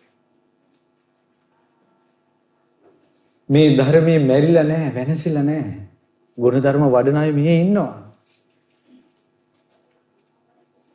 ඒ නිසා විවාහ වුණ අයට පුළුවන් වුණොත් විවාහ වෙච්ච අයගේ උතුම්ම බඹසර තමයි තමන්ගේ බිරිඳගෙන් පමණක් සතුටු වීම. ඔවුන් තව තවත් ඉහළට යනවා නම් පොහොයට අටසිල් සමාදන් වෙලා බඹසර රකින්න එක. තවත් ඉහළට යනවා නම් හතර පොය දිනම ලකුණු කරගෙන කැලෙන්ඩරේ ඒ පොයවල් හතරට බ්‍රහ්මචාරීව ඉන්න පිරිසිදු ඉන්න දෙන්න දෙතැනක නිදා ගන්න. තවත් ඉහළට ගුණධර්ම දිනු කරනවා නම් තවක් කාලයක් ගියට පස්සේ සතිය, තවක් කාලයක් ගියට පස්සේ මාස භාගී, තවත් කාලයක් ගියට පස්සේ මාසෙ 2 3 සමහරට මුළු වස් කාලේ හාමුදුරුවෝ කටිනට සූදානම් වෙන කාලේ වස් කාලේ ඒ දෙන්න බ්‍රහ්මචාරී වෙලා. කොයිතරම් හොඳයිද? ලෝකෙට අඬ බිර ගහන්නේ නැහැ. ලෝකෙට පිරිසක් මැද අඬ ගහගෙන කියන්නේ අපි මෙහෙම අය කියලා. හිත ඇතුලේ මැණිකක් වගේ මෝරනවා. හඳුන් අරටුවක් වගේ මෝරනවා. ඇඟේ බඹසර. බඹසර රැකීමේ ආනිසංසය තමයි යම්කිසි කොල්ලෙක් බඹසර රැකලා ඒ පින්බලෙන් ඒ බඹසර රැකපු පින්බලේ තියෙන කොල්ලව අනාගතේ විවාහ වුණාට පස්සේ කවදාවත් ස්ත්‍රියගේ කීමට යටත් කරන්න බෑ. ඒ කියන්නේ ගෙදර අනිවාර්යෙන් මේ පිරිමියාව බලවත් වෙනවා. ගොඩාක් ස්ත්‍රීන්ගෙන් බැනුම් අහන ස්ත්‍රීන් නිසා පීඩාවටපත් වෙන පිරිමියක් නම් ඔවුන් ආපස්සට කල්පනා කරලා බලන්න. ඔවුන් ගොඩාක් බඹසර කඩාගෙන ගොඩාක් නරක වැඩ කරලා දිව්‍ය ලෝකේ ගියත් දෙවරු පවා හිස නමනවා කියන බ්‍රහ්මචාරී කෙනාට. ඒකයි. ඉතින් ඒ නිසා තරුණ ළමයි පුරුදු කරන්න, විවාහ වෙච්ච අයත් පොය දවස්වලට මේ ගුණ පුරුදු කරන්න. ඊට පස්සේ වයසක අය මේ සීලේ සමාදන් වෙන්න. මේ කියන්නේ අවුරුදු 16ක්. නකුල මහතා කියනවා අපි අවුරුදු 16ක් බ්‍රහ්මචාරීනේ. ඉතින් තාත්තා ඔයා දන්නවනේ. ඉතින් ඔයා බරක් ඇතුව මැරෙන්න එපා නකුල අම්මා වෙන විවාහයකයි කියලා. බුදුරජාණන් වහන්සේ මේ කීකව හිත හිතා මැරෙනවාට කරහනවා. ඔය කීක ආසාවල් බැඳින් එක මැරෙන්න එපා තාත්තා. එතකොට මේවා කියන්ට කඳුළු සලන් නැතුව ඒ අම්මගේ ධෛර්යය ඥානය. මේ අයගේ ප්‍රාර්ථනා කොහොමද? එකට ඉපදෙන්න කැමති. එකම නෝනයි මහත්තයයි වෙන්න කැමති යන ලෝකේ. එච්චර ආදරයක් තියෙන ජෝඩුවක්. මේ බලන ආදරේ නැති අයද? අද කාලේ කියන්නේ මොකද්ද? මිනිස්සයා මැරෙනාට පස්සේ නෝන ඇඬුවේ නැත්තම් ඒකිට කිසි තෙත් ගතියක් නැහැ. අර අඬන්නේවත් නැහැ. ඕකිගේ මුසලකම තමයි මැරෙන්නේ කියනවා. මේ අපිට ඇහිලා තියෙනවා. දැන් මම හිතලා කියන්නේ මේ ඇහිච්ච ඒවා කියන්නේ. මල ගෙදරක ලොකුම ප්‍රශ්නයක් ඇඬුවේ නැත්තම්. සතුටු වෙන්න එපා. ඒ ගෙදර මිනිස්සු ජීවිතේ පොඩ්ඩක් හරි තේරුම් ගන්න තියෙනවා කියලා. මල ගෙදර කවුරු ඇඬුවේ නැත්තම් කයි කතන්දර. ඉතින් ඒ නිසා මල ගෙදර කඳුන එක තමයි ලොකුම අපංගම කියලා තේරිලා දවසක් මාත් අපේ ගමේ මල ගෙදරක් පිට වෙලා බලා හිටිය ඇඬෙන්නෙම නැහැ. මම ඊට පස්සේ එහා පැත්තේ කුසියට ගිහලා රතු ලුණු ගෙඩියක් ඇහැට පොඩි කරගත්තා. ඊට පස්සේ දැන් ඇහැ රතු වෙලා එතන ඉන්නකොට අර මිනිස්සු මන් දිහා බලන්න මේ පොඩි උමුත් අඬනවා කියලා අඬනවා. මට හරි වැඩ වෙලා තියෙන ඒ කාලේ. ඒ නිසා මේ හරි ලස්සනයි මේ මරණයේදී අවවාද දෙන විදිහ. සියාකෝ පනතේ ගහපති ඒව මාස. දැන් මේ විදිහට අවවාද දෙන්නේ ඇත්තටම තාත්තා මරණාසන්න වෙන්නේ. නකුල මාතා ගහපතානි මමච්චේන න දස්සනකාමා භවිස්සති භගවතෝ න දස්සනකාමා බික්ඛු සංඝාති. ඔයාට හිතෙන්න පුළුවන් මම මැරුණාට පස්සේ මේ ගෙවල් දොරවල් වල කරදර වැඩිනේ. මුන්දට බණ පදයක්වත් අහන්න පන්සලට යන්න සිල් ගන්න බැරි වෙයි. මම මැරුණාට පස්සේ මේ වැඩත් එක්ක මුන්දට ධර්මයේ හැසෙන එක කරගන්න බැරි වෙයි. අනේ තාත්තා එහෙම හිතන්න එපා. එහෙම හිතන්න එපා. අහං හි ගහපති ත්වාච්ඡේන දස්සන කාමතරාචේව භවිස්සාමි ගමේ භගවතෝ දස්සන කාමතරාච බික්ඛු සංඝස්ස. මම ඔයා හිටියටත් වැඩිය නිතර නිතර යන්න ගන්නවා විහිරට. මම සංඝය ඇසුරු කරනවා. ඒ නිසා තාත්තා ආසාවෙන් මේවා ගැන හිතා බැඳීම් එක මැරෙන්න එපා. බැඳීම් නැතුව මැරෙන්න. සියාකෝ ඔය තුන්වෙනි කාරණාව. හතරවෙනි කාරණාව සියාකෝ පනතේ ගහපති ඒව මාස. ඔබට මෙහෙම හිතෙන්න පුළුවන්. නකුල මාතා ගහපතානි මමච්චේන සීලේසු පරිපූර්ණකාරිනීති. ඔබට හිතෙන්න පුළුවන් මම මැරුණාට පස්සේ අපේ නකුල අම්මාට හොඳට සිල් ගුණ දන් වඩන්න බැරි වෙයි, ඉහළට දියුණු කරගන්න බැරි වෙයි. ඇයි මේ වැඩත් එක්කයි දරුවන්ගේ වැඩයි, ගෙවල් වල වැඩයි එක්ක හරියට සීලයක්වත් රකින්නේ කොහොමද කියලා හිතෙන්න පුළුවන්. අනේ එහෙම හිතන්න එපා. තාත්තා යාවතාකෝ ගහපති තස්ස භගවතෝ ශාවිකා ගිහි ඕදාත වාසනා සීලේසු පරිපූර්ණකාරිනියෝ. බුදුරජාණන් වහන්සේගේ ශ්‍රාවිකාව ඉන්නවා නම් සුදු ඇඳගත්ත ගිහි උපාසිකාවෝ යස්සකෝ 50 අහන්තාසං අඤ්‍යතරා. ඒ අතර මමත් එක්කෙනෙක්. බුදුරජාණන් වහන්සේගේ සිල් රකින්න උපාසිකාවෝ ඉන්නවනේ. ඒ අතර මමත් එක්කෙනෙක්. යස්සකෝ 50 කංකාවා විමතිවා අයන්සෝ භගවා අරහං සම්මා සම්බුද්ධෝ භග්ගේසු විරති සංසුමාරගිරිය බෙහෙස කලාවනේ මිගදායි. ඔයාට ඒ ගැන සැකයක් තියෙනවා නම් නකුල අම්මගේ සීලය හොඳට පිරිපිරි යනවද නැද්ද දන්නේ නැහැ කියලා ඔයාට සැකයක් තියෙනවා නම් අන්න භාග්‍යවතුන්සේ සංසුමාරගිරිය වැඩි ඉන්නවා. ඔයා අහන්න. මේ නකුල අම්මා හොඳට සිල් රකින්නවද නැද්ද කියලා. බුදුරජාණන් වහන්සේගෙන් අහලා දැනගන්න පුළුවන්. තාත්තා ඕවා හිත ඉන්න එපා. හිත සැහැල්ලු කරගන්න. බරක් ගන්න එපා. යන ලෝකෙට කරපු කුසල් පිනත් එක්ක යන්න. බැඳීම් එක්ක යන්න එපා. ඉතින් තාත්තා ගහපතිතුමා නකුල තාත්තා අහගෙන ඉන්නවා. ඊළඟට කියනවා සියාකෝපනතේ ගහපති ඒවමස්ස නකුල මාතා ගහ. දැන් මේකෙන් නිතර මේකෙන් අර නකුල අම්මා ගැනම කියනවනේ. ඇයි ඒ? නකුල අම්මා දැනගත්තා තාත්තා ගොඩාක් ආදරේ කාටද? අම්මට. අම්මලා තමයි ගොඩාක් ආදරේ. ඊට පස්සේ ওই විදිහම සිද්ධියක් වුණා මේ තව එක්තරා ගෘහපතියෙකුට. ඒ කෙනා මේ ලෙඩ වෙලා හිටියා. එයා තාත්තට කිව්වා තාත්තේ තාත්තට කරදරයක් නැත්නම් බුදුරජාණන් වහන්සේ ළඟට ගිහිල්ලා වැඳලා කියන්න පුතාට හොඳටම අසනීපයි කියලා. භාග්‍යවතුන් වහන්සේට කරදරයක් නැත්නම් වඩින්න කියන්න. ඉතින් මේ තාත්තා ගිහිල්ලා කිව්වා බුදුරජාණන් වහන්සේ ඇත්තටම වැඩියා. වෙල්ලා බුදුරජාණන් වහන්සේ වදාළා අපේ ජීවිතයේ තියෙන ලොකුම ආරක්ෂාව මේ බුදුරජාණන් වහන්සේ ගැන අවිච්ඡ ප්‍රසාදී, ධර්මයේ අවිච්ඡ ප්‍රසාදී, සංඝයා ගැන අවිච්ඡ ප්‍රසාදී කඩන්න නැතිව රකින්න පංචශීලී. ඉතින් ස්වාමීනි ඔය හතර මා තුළ තියෙනවනේ කිව්වා අර පුතා ළඩ වෙලා ඉන්න. ඉතින් කියනවා මේ එහෙනම් මේ පුත්‍රය සෝවාන් වුණා කියලානේ ඔය තියෙන්නේ කිව්වා. සෝවාන් වුණා කියන එකනේ කිව්වා. ඇහුවා පුතේ නුඹට තියෙනවද යම්කිසි දුකක් හරි හිතේ නිතර මේ වද දෙන මොන හරි ප්‍රශ්නයක් තියෙනවද ඇහුවා. ස්වාමීනි තියෙනවා කිව්වා. මොකද්ද පුතේ කියලා ඇහුවා. ස්වාමීනි මායි තාත්තයි දෙන්න තමයි එකටම හිටියේ. අපි දෙන්න ගොඩාක් ආදරෙයි. මට මේ ලෙඩ වෙලා ධර්මයේ සීකර කර ඉද්දිමුත් මට හිතෙනවා මේ අනේ මං නැති වුණාට පස්සේ තාත්තා මං ගැන හිතයින්දී කියලා.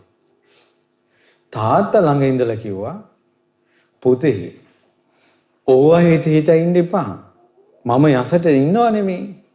ඔබ දැන් හිතන්න බුදුරජාණන් වහන්සේ කියන දේ. කොහොමද ධර්මයේ දන්න අයගේ වටිනාකම. බුදුරජාණන් වහන්සේ ලස්සනට අනිත්‍ය ගැන කිව්වා අහගෙන හිටියා. සෙත්පතලා බුදුරජාණන් වහන්සේ වැඩියා ටික වෙලාවකින් දරුවා මැරුණා. සංඝයා ඇහුවා අර ගෘහපතිය කොහෙද ගියේ කියලා. අනාගාමීලා බ්‍රහ්ම ලෝකේ. ඔය ලෙඩ වෙලා මරණාසන්න වෙලා ඉන්න අය කතා කරද්දී අන්න ලෙඩ ඇඳේ ඉද්දිමුත් අපි ගැන කතා කරන්නේ කොච්චර ආදරයක්ද කියලා සතුටු වෙන්න එපා. ලෙඩ ඇඳේ ඉඳලත් වයසක වෙලා දූලා පුතාලා ගැන නම් හිතා ඉන්නේ ඒවා ගැන සතුටු වෙන්න එපා. දැන් මේ වැඩසටහනට එන උපාසිකාවක් මාත් එක්ක කිව්වා.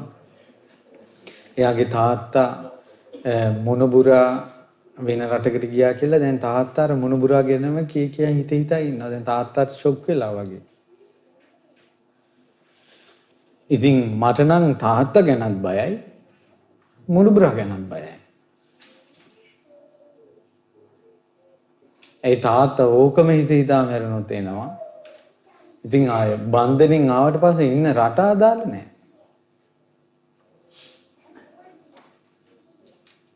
බැඳෙන්න එපා කියන්නේ ඒකයි.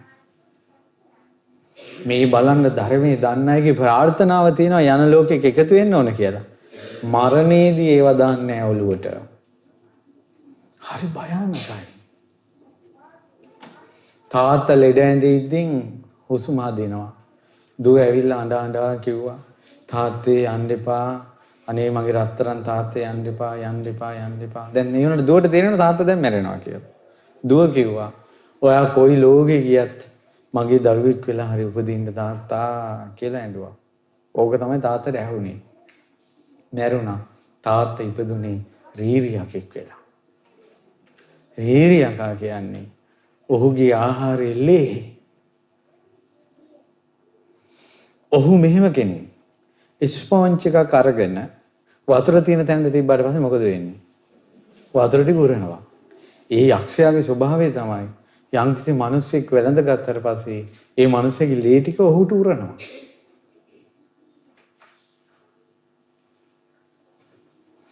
ඊට පස්සේ දැන් මොකද උනේ? අර කෙල්ල අඬ ඉන්නවා. ඉතින් දැන් මාස ගාණක් අඬිනකොට තාත්තට ඉබ වැටුණා. ඊට පස්සේ ඇවිල්ලා බඩට ගියා. බඩට ආවා. ඇයි කිව්වේ බඩට වරෙන් කියලානේ බඩට ගියා. මේ මහතට දෙහිතට හිටපු කෙල්ල ඇටසැකිල්ලක් වුණා. ඊට පස්සේ තමයි තොවිල් පවිල් කරනකොට අඟෙන් ඇවිල්ලා කිව්වේ ඉතින් උඹනේ මට එන්න කිව්වේ කියලා. උඹනේ මට එන්න කිව්වේ දැන් මං ආවා කියනවා. මම ආරාධනාවකින් ආවේ ඒ නිසා තොවිල් නටලම ආව යවන්න බෑ කියනවා. දුවෙක් තාත්තා කෙනෙකුට කරපු ආරාධනාවක් කියනවා. කොහොමද ප්‍රශ්න විසඳගන්නේ? මෙහි එන්න මාසෙකට කලින් අවුරුදු 14ක කොල්ලෙක් ආවා. ඒ කොල්ලගේ ඇඟින් එයාගේ අයියා කතා කරනවා. ඊට පස්සේ කතා කළාට පස්සේ මේ ඇයි පුතා මේ කියලා අහනකොට කියනවා අනේ බලන්න මට වෙච්ච වැඩි. මං අහවල් විදියට මැරුණේ. මම මැරිලා මං අමුතු ලෝකයක හිටියේ භූත ලෝකයක් කියලා මොකක් හරි ලෝකයක් ගැන එකක් කිව්වා. ඉතින් අම්මා රුවන්වැලි සෑයට නල්ල තියලා කිව්වලු පුතා මං උඹගේ අම්මා උඹ මාව දාලා ගියා. උඹ තුසිතේ ඉපදුන්නේ නැත්තම් මන් ළඟට වරෙන් කියලා. රුවන්වැලි සෑයට නල්ල තියාගෙන කියනකොට ඒ හිටපු ලෝකෙන් කාන්දම වගේ ඇදිලා අම්මා ළඟට ආවලු. රුවන්වැලි සෑයේ ඉඳලා නල්ල තියාගෙන කරපු ප්‍රාර්ථනාවක් නිසා මං දැන් යන තැන අම්මත් එක්ක යන්න වෙනවා කියනවා. මම කැමති නෑ කියනවා මේ මිනිස්සුත් එක්ක ඉන්න. නමුත් මං දැන් ගැට ගහලා මාව හිර වෙලා. අඬන කියනවා අපිට කියනවා අපිව නිදහස් කරලා දෙන්න කියනවා. අපි මොනව කරන්නද? ඊට පස්සේ අම්මට කිව්වා යන්න රුවන්වැලි සෑයට ගිහිල්ලා කියන්න මේ ඔයාලගෙන් වෙච්ච මෝඩකම් කියලා. කට තියෙන පළියට වෙන මෝඩකම් කියලා කියන්න. ගිහිල්ලා සමාව ගන්න මේ දරුවා නිදහස් කරවන්න. දැන් මේ රටවල් වල මිනිස්සු මැරුණ තැන් වලට ගිහිල්ලා පහන තියලා ඔයා කොහෙද ගියේ? ඔයා මල් ළඟට එන්නේ නැද්ද? නිකන් මොකද්ද මේ සෝබනේ? කෙනෙක් මැරුණ දවසට ඔහුගේ සෝන ළඟට ඔහුගේ අර සෝන හදලා තියෙන මොකද්ද වඩ කියන නම් මන් දන්නේ නැහැ. ඒවා ළඟට ගිහිල්ලා හඳුන් කුරපත් මේ පහනක් ඉටි පන්දමක් පත්තු කරලා මල් අඩම කරන් මෙහිම බලාගෙන සෝකෙන් මේ මිනිස්සු බලෙන් මේ ප්‍රශ්න දාගන්නවනේ. නුඹලාද මේ ආර්ය වූ බුද්ධ ශාසනය අතහැරියොත් නුඹලාට දේශිතේමයි. ඕවා අල්ලා ගන්නවා. දැන් ඔයාලා පුරුදුලා තියෙන හොඳයි රටට. ලංකාවේ ඉඳලා යනකොට එනං නංගි අක්කා යන්නම් කියලා එක්කෝ වැඳලා දන ගහලා එහෙම නැත්නම් දුර ඉඳලා වැඳලා ගිය උපාසකම්මලා ටික මෙහි ආවට පස්සේ දැන් බදාගෙන මේ මූණට මූණ ඉඹලා අම්මෝ බලන්න පෙන්නාඩ ගන්න එක. මේ අවුරුදු ටිකට මේවා පුරුදු වුණා නම් මෙහෙන්ට ඇවිල්ලා මිනිහා මැරුණාට පස්සේ ඉටිපන්දමක් තියලා මල් වඩ මම බල්ලා ඔයන් කොහෙද ගියේ my god කියනවා.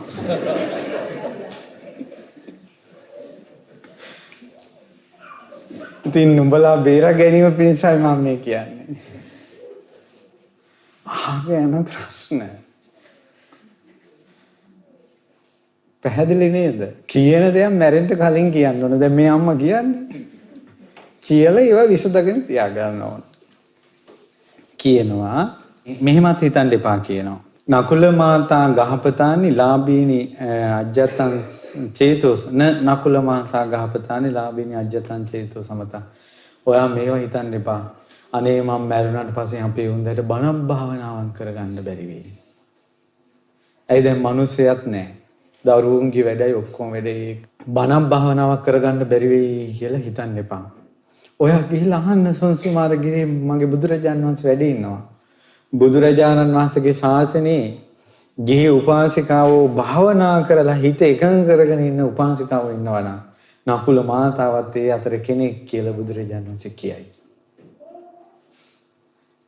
බුදු කෙනෙක් සාක්ෂියට තියෙනවා.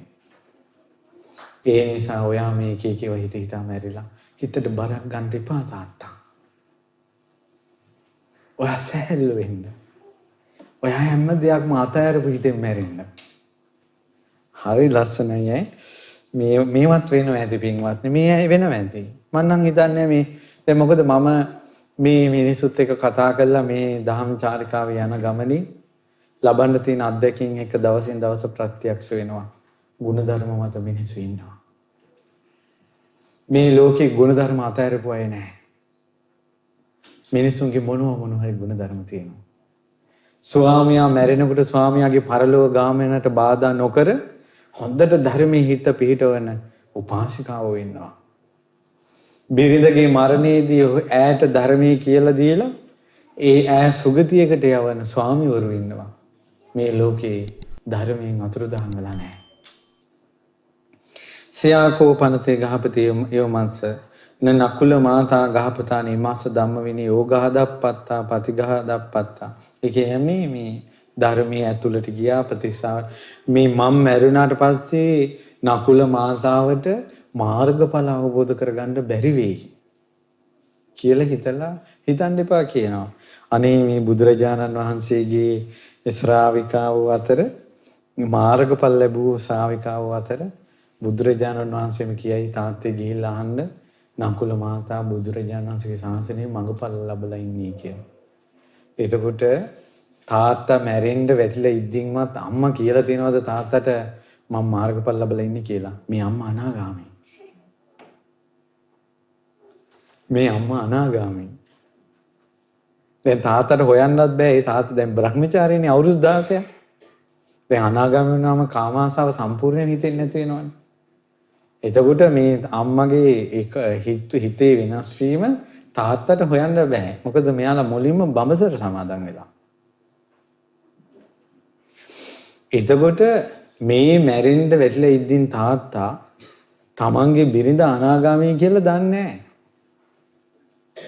නැහැ. මාර්ගඵල අවබෝධ කරපු කෙනෙකුට තමන්ගේ විස්තර කිය යන්න උවමනාවක් නැහැ පින්වත්නි.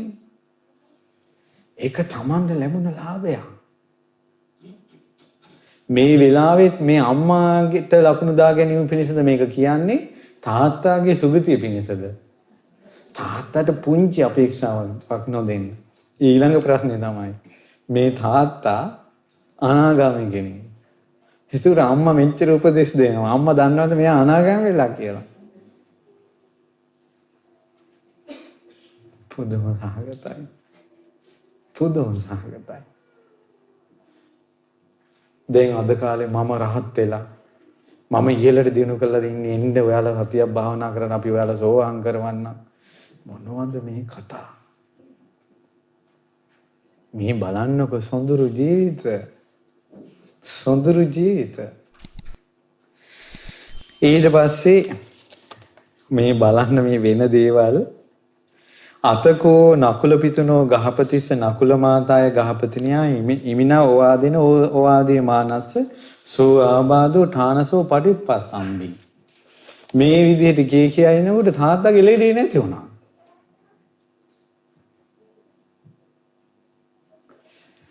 උත්‍රාහිච නකුල පිතා ගහපති තම්මහා ආබාධා. තමන්ගේ ලෙඩේ සුව වුණ නකුල තාත්තා තථා පහිනෝච පන නකුල පිතුනෝ ගහපතිස සෝ ආබාධව හොසොති. මැරෙන කල් ආයෙ ලෙඩෙන්නේ නැහැ. දැන් මේකෙන් තේරෙන එක තමයි සුව වෙන්න පුළුවන් ලෙඩ උනත් ගෙවල් වල ප්‍රශ්න කල්පනා කර කර ඉන්න නිසා කලින්ම මැරෙනවා. හවුද නැන්ද? මැරෙන්න වැටිලා ඉන්න ලෙඩු මේවා ලෝකේ තියෙන ඔක්කොම අතහැරලා ගෙවල් දොරවල් අතහැරලා මරණයට සූදානම් වෙනකොට එයාලා ආපහු සුව වෙනවා. ලෙඩ වැඩි කරන්නේ කල්පනා කරන එකෙන්. ණය වැඩි, ගෙවීම් වැඩි, හම්බ කරන්නේ කොහොමද? දරුවන්ගේ ප්‍රශ්න ඕවා කල්පනා කරගෙන ඉඳලා ඉක්මනට මිනිස්සු මැරිලා යනවා.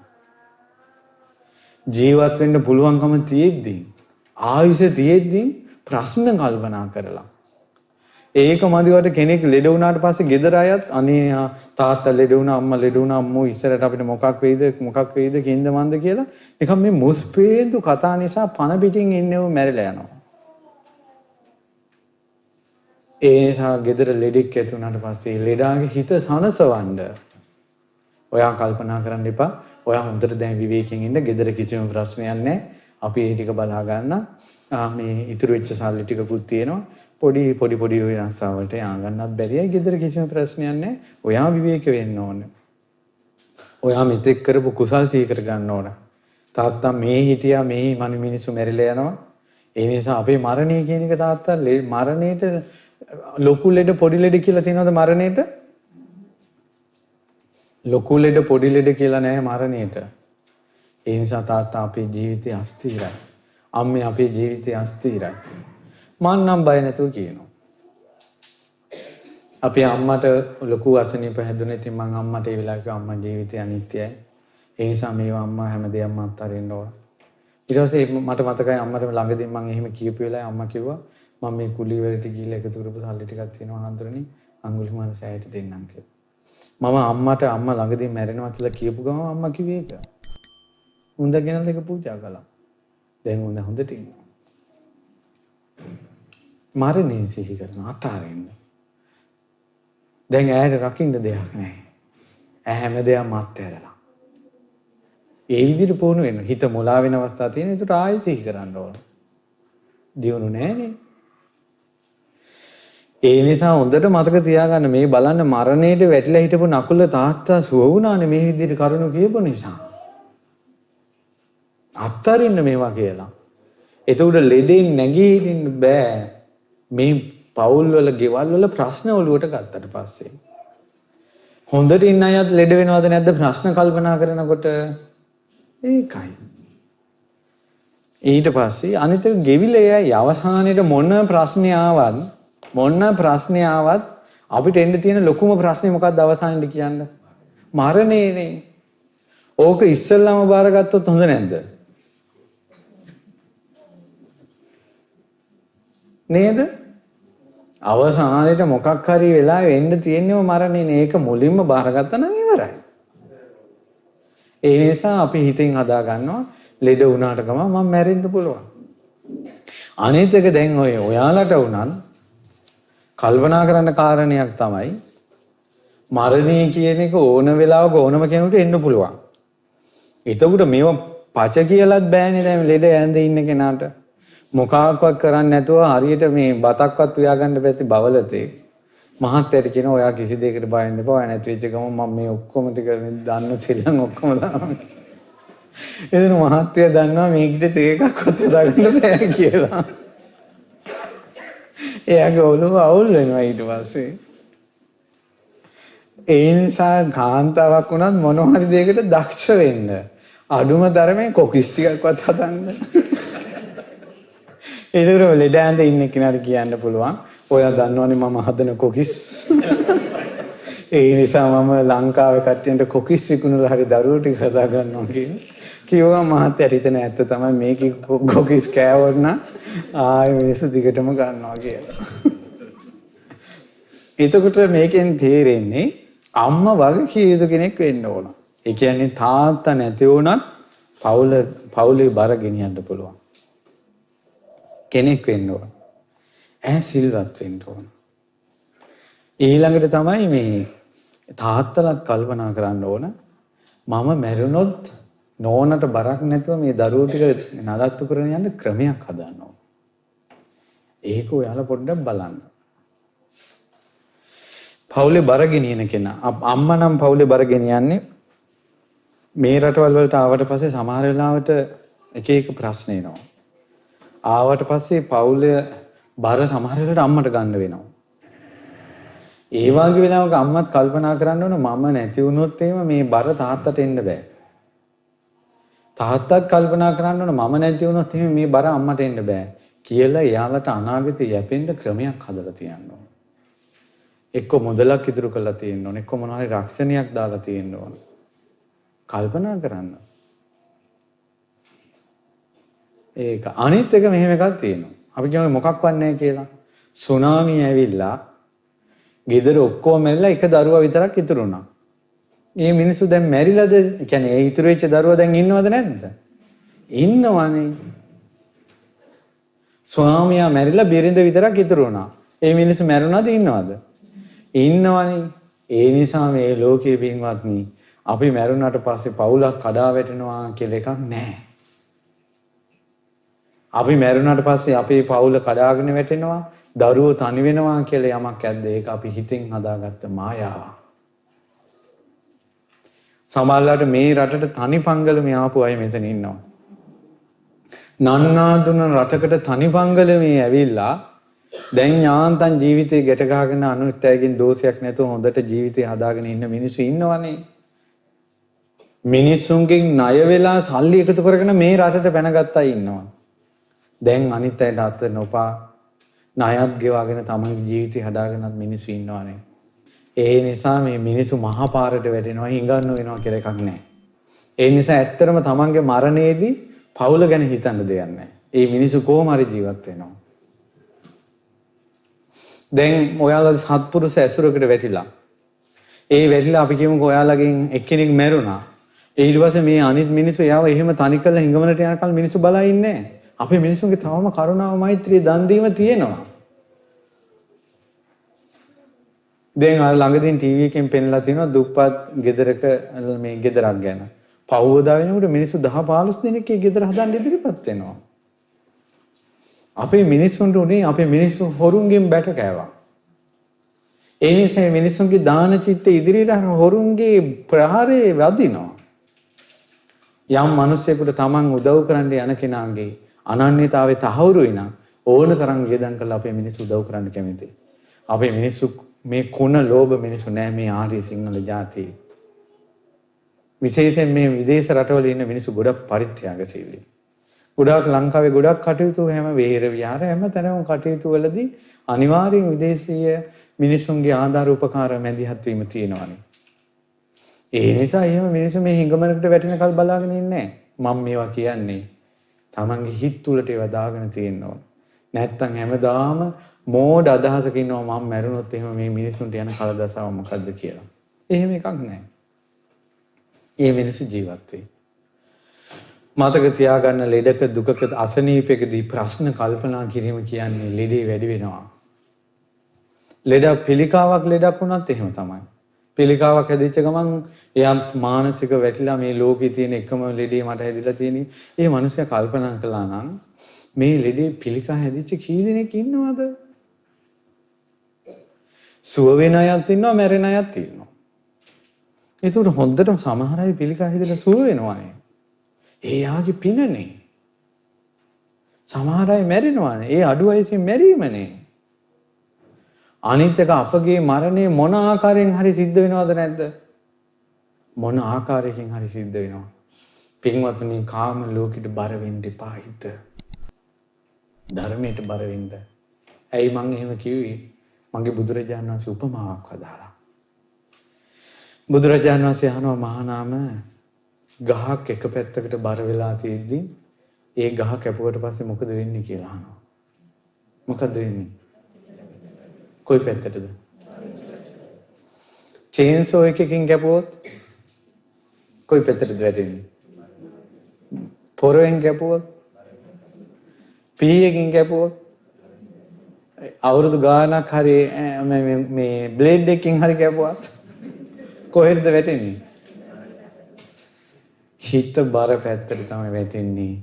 මොන ලෙඩෙන් මැරුණත්, ඇක්සිඩන්ට් එකකින් මැරුණත්, ඉස්පිරිතාලෙදී මැරුණත්, පී ඇනුමක් කාලා මැරුණත්, පිළිකාවක් හදලා මැරුණත්, වයස ගිහිලා මැරුණත් ඉපදෙන්නේ හිත බර පැත්ත. දැන් කවුරු හරි කියනනම් ඔයාලා නම් මේ බණ දහමට බර වැඩි කියලා කියනවනම් එයා හිතෙන් අහිංසක සතුටක් වෙන්න ඕන. නැද්ද? ඔයාගේ හිත බර වැඩි මේ පැත්ත. දැන් බලන්න කාමයට මගේ හිත බර වැඩිද කියලා. තමන්ගේ හිත බර පැත්ත හොයන්න පුළුවන්. දැන් අපි කියමු කෙනෙක් YouTube මේ පාවිච්චි කරනවා නිතර කියලා. එයාගේ හිත බර පැත්තට ඒකෙන් හොයන්න පුළුවන්. මොකද එයා වැඩිපුර බලන වීඩියෝස් මොකද්ද කියලා බලලා එයාගේ හිත බර පැත්ත හොයන්න පුළුවන්. ඒකයි. වැඩිපුරම තියෙන්නේ එයාගේ හිතේ නරක වීඩියෝ නම් බලන්න එයාගේ හිත ගොඩාක් බර කාමයට. එයා වැළුණාට පස්සේ කාම ලෝකෙ ඉක්මවන්නේ නැහැ. ජරා ලෝකෙ මෙයා උපදිනවා. එයා මිනි මරුන් තාක්ෂ ජනක බය හිතෙන එහෙම නැත්නම් ওই භූත කතා ඔයගේ දේවල් නම් නිතර බලන්නේ එයා গুপ্ত චරිතයක්. එයා මරුණාට පස්සේ භූත ලෝකෙට වැටෙන ප්‍රවණතාවය වැඩි. කුණුහරුපණං ඕපදූපණං එයාගේ හිත ඕපදූප වලට වැඩි. දේශපාලනේ නම් තමන් බලන්නේ වැඩිපුරම බන නම් අහන්නේ බන නම් එයාගේ හිත දහමට බරයි. ඔහුගේ මරණය මොන ආකාරයෙන් වුණත් හිත බර පැත්තේ උපදිනවා. ඒව ගැන කල්පනා කරන්න දරුවන්ට කියලා දෙන්න. ඉතින් දැන් ඔන්න ওই විදිහට තමයි කිව්වේ. දැන් ඔන්න හොඳටම ලෙඩේ සනීප වුණානේ. දැන් බලමු මොකද වෙන්නේ කියලා. තව තියෙනවා ඉවර නෑ. අතකෝ නකුල පිතා ගහපති ගිලානා වුට්ටිතෝ අචර වුට්ටිතෝ ගෙහෙලඤ්ඤ. ඔන්න ලෙඩෙන් සුව වුණම තාත්තා ටික දොහක් හිටියා ටිකක් විවේකයෙන්. දණ්ඩ මෝලුබ්භයේන භගවතේන උපසංකමේ. දණ්ඩ මෝලුබ්භ කියන්නේ හැරමිටියක් අරගෙන ඒ කියන්නේ දැන් හොඳටම වයසයි. හැරමිටියක් අරගෙන හැරමිටිය වාරුවෙන් බුදුරජාණන් වහන්සේ ළඟට ගියා. උපසම්කමිත්වා භගවන්තං අභිවාදිත්වා ඒකමන්තං නිසීදී වන්දනා කළා. ළඟ පොඩි තිබ්බා ඉඳ ගන්න තැනක් ඒක ඉඳ ගත්තා. පුදුමයි තින්නේ. ඉස්සෙල්ලාම මගේ පුතා කියලා ආපු කෙනා නෙමෙයි. ඒකපන්තං නිසින්නම් කෝ නකුල පිටරං ගහපතින් භගවායේ තදෝච. මේ මීටපු නකුල පිටි ගෘහපතියාට භාග්‍යතුන් වහන්සේ මෙසේ වදාලා. ලාභාතේ ගහපති ගෘහපතිය නුඹට මහා ලාභයක්. සුලද්දන්තේ ගෘහපති ඔබට මහා මනා ලැබීමක්. යස්සතේ නකුල මාතා ගහපතානි අනුකම්පිකා අත්තකාමා ඕවාදිකා අනුශාසිකා. ඔයාට අවවාද කරන්න නකුල අම්මා ඉන්නවනේ. අනුශාසනා කරන්න අවවාද කරන්න ඊළඟට ඔයාගේ දියුණුව කැමැත්තෙන් නකුල අම්මා ඉන්න එක ඔයාට කොච්චර ලාභයක්ද තාත්තා? කවුද මේ කියන්නේ? බුදුරජාණන් වහන්සේ. යාවතාකෝ ගහපති මම ශාවිකා ගී ඕදාත වාසනා ඕදාත වසනා සීලේසු පරිපූර්ණකාරිනෝ. මගේ ගිහි ශ්‍රාවිකාව ඉන්නවා නම් සිල් පරිපූර්ණ කරගත්ත. හොඳටම සිල් රකින්න උපාසිකාව අතර නකුල අම්මයි කෙනෙක්. බුදුරජාණන් වහන්සේගේ ශ්‍රාවිකාව ඉන්නවා නම් හොඳට බණ භාවනා කරලා හිත එකඟ කරගෙන සමාධි සමාපatti ලබන ගිහි මිනිස්සු ඉන්නවා නම් ওই නකුල අම්මා ඒ අතර කෙනෙක් කිව්වා. අර නකුල අම්මා එදා තාත්තාට ගියපු දේ නේද මේ කියන්නේ? අහන්නත් කලින් කියනවද නැද්ද? මගේ බුදුරජාණන් වහන්සේට කෙනෙක් වඳිනකොට එයා එන්න කලින් ගෙවල් වල කතා වෙච්ච ඒවත් දන්නවා. ඒකයි මං කියන්නේ රුවන්වැලි සෑයට ගිහිල්ලා මලක් පහනක් පුදනකොට පුදලා වැල් වටාහාරම් කියවන්න දෙයක් නැහැ.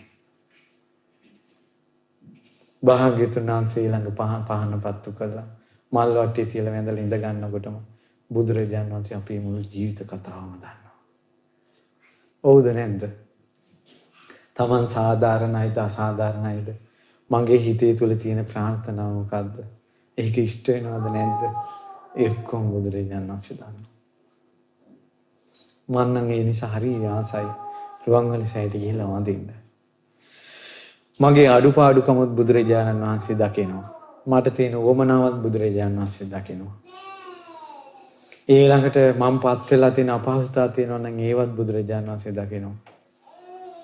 මොන ප්‍රශ්නේ වෙන්නත් දරුවන්ට එක එක ප්‍රශ්න වෙද්දී හැම වෙලාවෙම අම්මා තාත්තා ගැනම දැවටෙනවා නම් අම්මලාට හැඟීමක් එන්නේ නැද්ද මට ආදරේ නිසාමයි මේ හැම වෙලාවෙම මන් ළඟ දැවටෙන්නේ කියලා. ඒ නිසා අපිට මොන ප්‍රශ්න තිබ්බත් අපි බුදුරජාණන් වහන්සේ ළඟම දැවටෙනවා නම් ඒ අපි බුදුරජාණන් වහන්සේට තියෙන ආදරේ නිසා. බුදුරජාණන් වහන්සේ ගැන සද්ධා මත්තම් ප්‍රේම මත්තම් බුදුරජාණන් වහන්සේ ගැන සද්ධා මාත්‍රයක් ප්‍රේම මාත්‍රයක් තිබ්බොත් සබ්බේතේ සංඝපරායන ඒ සියලු දෙනා සුගතිය උපදිනවා. ප්‍රේම මාත්‍රයට සද්ධා මාත්‍රයට. ඒ නිසා බුදුරජාණන් වහන්සේ ගැන සන්තෝෂයෙන් අහන්න පුළුවන් හිතක් හදාගන්න. ධර්මයේ ගැන රහතන් වහන්සේලා ගැන මේ උතුම් ජීවිත ගැන හිත පහදව ගන්න. මේ බණ අහද්දී තමන්ගේ ගෙවල් වල ප්‍රශ්න වලට සාප කරන්න එපා. හිතෙන් සතුටු වෙන්න මෙහෙමනේ බුද්ධ ශාසනය කියලා. මෙහෙමනේ බුද්ධ ශාසනය කියලා. මේ දියුණු මිනිස්සු, මේ පින් ඇති මිනිස්සු, මේ සසරින් එතරට ගිය මිනිස්සු මේ දෙදෙනාම දැන් ඉන්නේ කොහෙද? බ්‍රහ්ම ලෝකේ. තාත්තත් පිරිමි, අම්මත් පිරිමියෙක් දැන්. නමුත් මෙයාලට බණ ඇහුනේ දිව්‍ය ලෝකේ ගැනනේ. වැඩුවා. නැවතුනේ බ්‍රහ්ම ලෝකේ. ඒ කියන්නේ හිත මෝරන්න තව ඉහළට යනවා. කවුරු හරි සද්ධා සීල සුත ත්‍යාග ප්‍රඥා කියන ගුණධර්ම පහ හොඳටම මෝරලා නම් ඒ කියන්නේ එයා දෙව්ලොව අනිවාර්යෙන් උපදින්න සුදුසුයි. එයා අපෙන් ඇවිල්ලා ඇහුවොත් ස්වාමීනි දිව්‍ය ලෝකෙට යන්නේ කියන්නේ මේ බ්‍රහ්ම ලෝකෙට යන හැටි කියන්නේ කිව්වොත් එතකොට කියනවා. නමුත් මිනිසුත් එක තේරෙනවා මිනිස්සු මනුස්ස ලෝකෙම බදාගෙන මහා පොළොවම බදාගෙන පවුම් සිල්ලර රුපියල් බදාගෙන පවුල් ප්‍රශ්න බදාගෙන ගෙවල් වල ප්‍රශ්න බදාගෙන ඒ රටින් මේ රටට ආවට කැලේ මාරුණාට කුටියමයි. ඒ හිත් තවමත් මෙහි තියෙනවා. ඒ නිසා මේවා අතහැරලා හොඳ හිතක් හදාගන්න ඕන. ඒ ඔක්කොම කරන්නේ ධර්මයෙන්. මතක තියාගන්න. මේ කියන කිසිම දෙයක් එක කෙනෙකුට තනි පුජ්‍යලයකට ඉලක්ක කරලා කියනවා නෙවෙයි. ඒකනේ අපි සියලු දෙනාටනේ. දැන් බලන්න නිතර අපෙන් බණ කියනකොට කියවෙන්නේ අපි කියලා. ඒ කියන්නේ අපි කාටවත් මේකෙන් නිදහස් වෙන්න ඕන. නේද? දොස්තර සමහරවිට අපිට පවා දොස්තර මහත්තයා අනිත් ලෙඩුන්ට බෙහෙත් දෙන්නේ එයා ලෙඩ වෙන්නේ නැතුව ඉඳලා නෙවෙයි. එයාත් ලෙඩ වෙනවා. ලෙඩ වුණාම එයාත් දන්න අර බෙහෙත් පෙත්තකින්ම බෙහෙත් පෙත්තක් එයාත් ගන්නවා. ඒ වගේ අපිටත් මේ ශාසනයක් දින ඔය බාධක සංකටල වුණ ගේනවා. ඒතර ඔයාලට දෙන බෙහෙත්ම අපිට වෙලාවකට පාවිච්චි කරනවා. එහෙම තමයි මේ කියන්නේ තියෙන්නේ. ඉතින් ඒ නිසා පින්වත්නි, ගෙවල් වල ප්‍රශ්න අනම්බනම් කොහොම අතෑරලා හොඳ හිතකට එන්න ඕන. ගුණධර්ම තියෙන අය සතුටු වෙන්න ඕන. සතුටු වෙලා තව පුරුදු කරන්න ඕන. ධර්මයේ එක දිගට අහගෙන යන්න ඕන. මොකද අපි ගත්තොත් මහමෙවුනාවෙන් කරන ධර්ම දේශනා, දැන් ගත්තොත් අපේ පොල්ගහවල මහමෙවුනා වෙබ්සයිට් එක ගත්තොත් ඒකේ ලොකු ස්වාමීන් වහන්සේගේ සූත්‍ර දේශනා අලුතෙන් ඒ දේශනා දානවා ඉන්ටර්නෙට් එකට. එතකොට ඔයාලා මේ දේශනා අහලා හිත හදාගෙන තව ඉදිරියට ධර්මයේ දියුණු කරගන්න ආසනම් ලොකු ස්වාමීන් වහන්සේ දේශනා කරන සූත්‍ර දේශනා අධ්‍යයනය කරන්න. එයි මා මේ ලොකු ස්වාමීන් වහන්සේගේ නමම කියන්නේ. පැහැදිලි උන්වහන්සේගේ ධර්ම දේශනා වෙනස්. ඒ සෑම ධර්ම දේශනාවක්ම ආර්ය අෂ්ටාංග මාර්ගයට යොමු කරනවා. පිරිසිදු බුද්ධ දේශනාව. අපිට හැම වෙලාවෙම අවවාද කරනවා අපේ ලොකු ස්වාමීන් වහන්සේ. මේ ධර්මයේ ගැන බුදුරජාණන් වහන්සේගේ බුද්ධ වචනේ ගැනම පහදන්න කියන එක. මොකද අවුරුදු 10ක් ගියත් මේ බුද්ධ වචනේට සනාතන දැන් අපි සාමාන්‍යයෙන් පොදුවේ උපමාවක් ගත්තොත් එහෙම අද කාලේ හැටියට සාමාන්‍යයෙන් ඒක දහම් කරුණක් තේරුම් ගන්නට උපමාව කතාව කියනවා මිසක් වටිනාකම තියෙන කතාවේ නෙවෙයි බුද්ධ වචනේ. ඒ බුද්ධ වචනේ තමයි අකාලික. පැහැදිලි නේද? බුද්ධ වචනේ තමයි අකාලික. ඉතින් බුදුරජාණන් වහන්සේ මෙහෙම දේශනා කළාට පස්සේ ඉතින් හරියට සන්තෝෂෙන් නකුල මාතා සන්තෝෂෙන් ප්‍රීතියෙන් නකුල පිතා පිටත් වෙනවා. ඉතින් ඒ අම්මයි තාත්තයි පස්සේ කාලෙක නැති වෙලා ඒ ඇත්තෝ බ්‍රහ්ම ලෝකේ, අම්මත් බ්‍රහ්ම ලෝකේ, තාත්තත් දැන් බ්‍රහ්ම ලෝකේ. ඒ බ්‍රහ්ම ලෝකේ අනාගාමී වෙලා ගියාට පස්සේ ඒ අනාගාමී වෙලා උපදින අයගෙන් 4 දෙනෙක් ඉන්නවා. මට හරියට මතක නැහැ. ඒ කියනවා උපහාච්ච පරිනිබ්බාහි, සසංකාරික පරිනිබ්බාහි, අසංකාරක පරිනිබ්බාහි, ඊළඟට උද්දන්සෝත අකනිට්ඨාගාමි කියලා ඉන්නවා. ඒ කියන්නේ සමහර අය බ්‍රහ්ම ලෝකෙ ඉපදිච්ච ගමම්ම අනාගාමී අය ඒ වෙලාවෙම රහත් වෙලා එහෙම පිරිනවම් පානවා. සමහර අය බ්‍රහ්ම ලෝක 5ක් තියෙනවානේ. අවිය, අතප්ප, සුදස්ස, සුදස්සි, අකනිට්ඨා කියලා. ඒ පහෙන් එකක් දෙකකට ගිහිලා පිරිනවම් පානවා.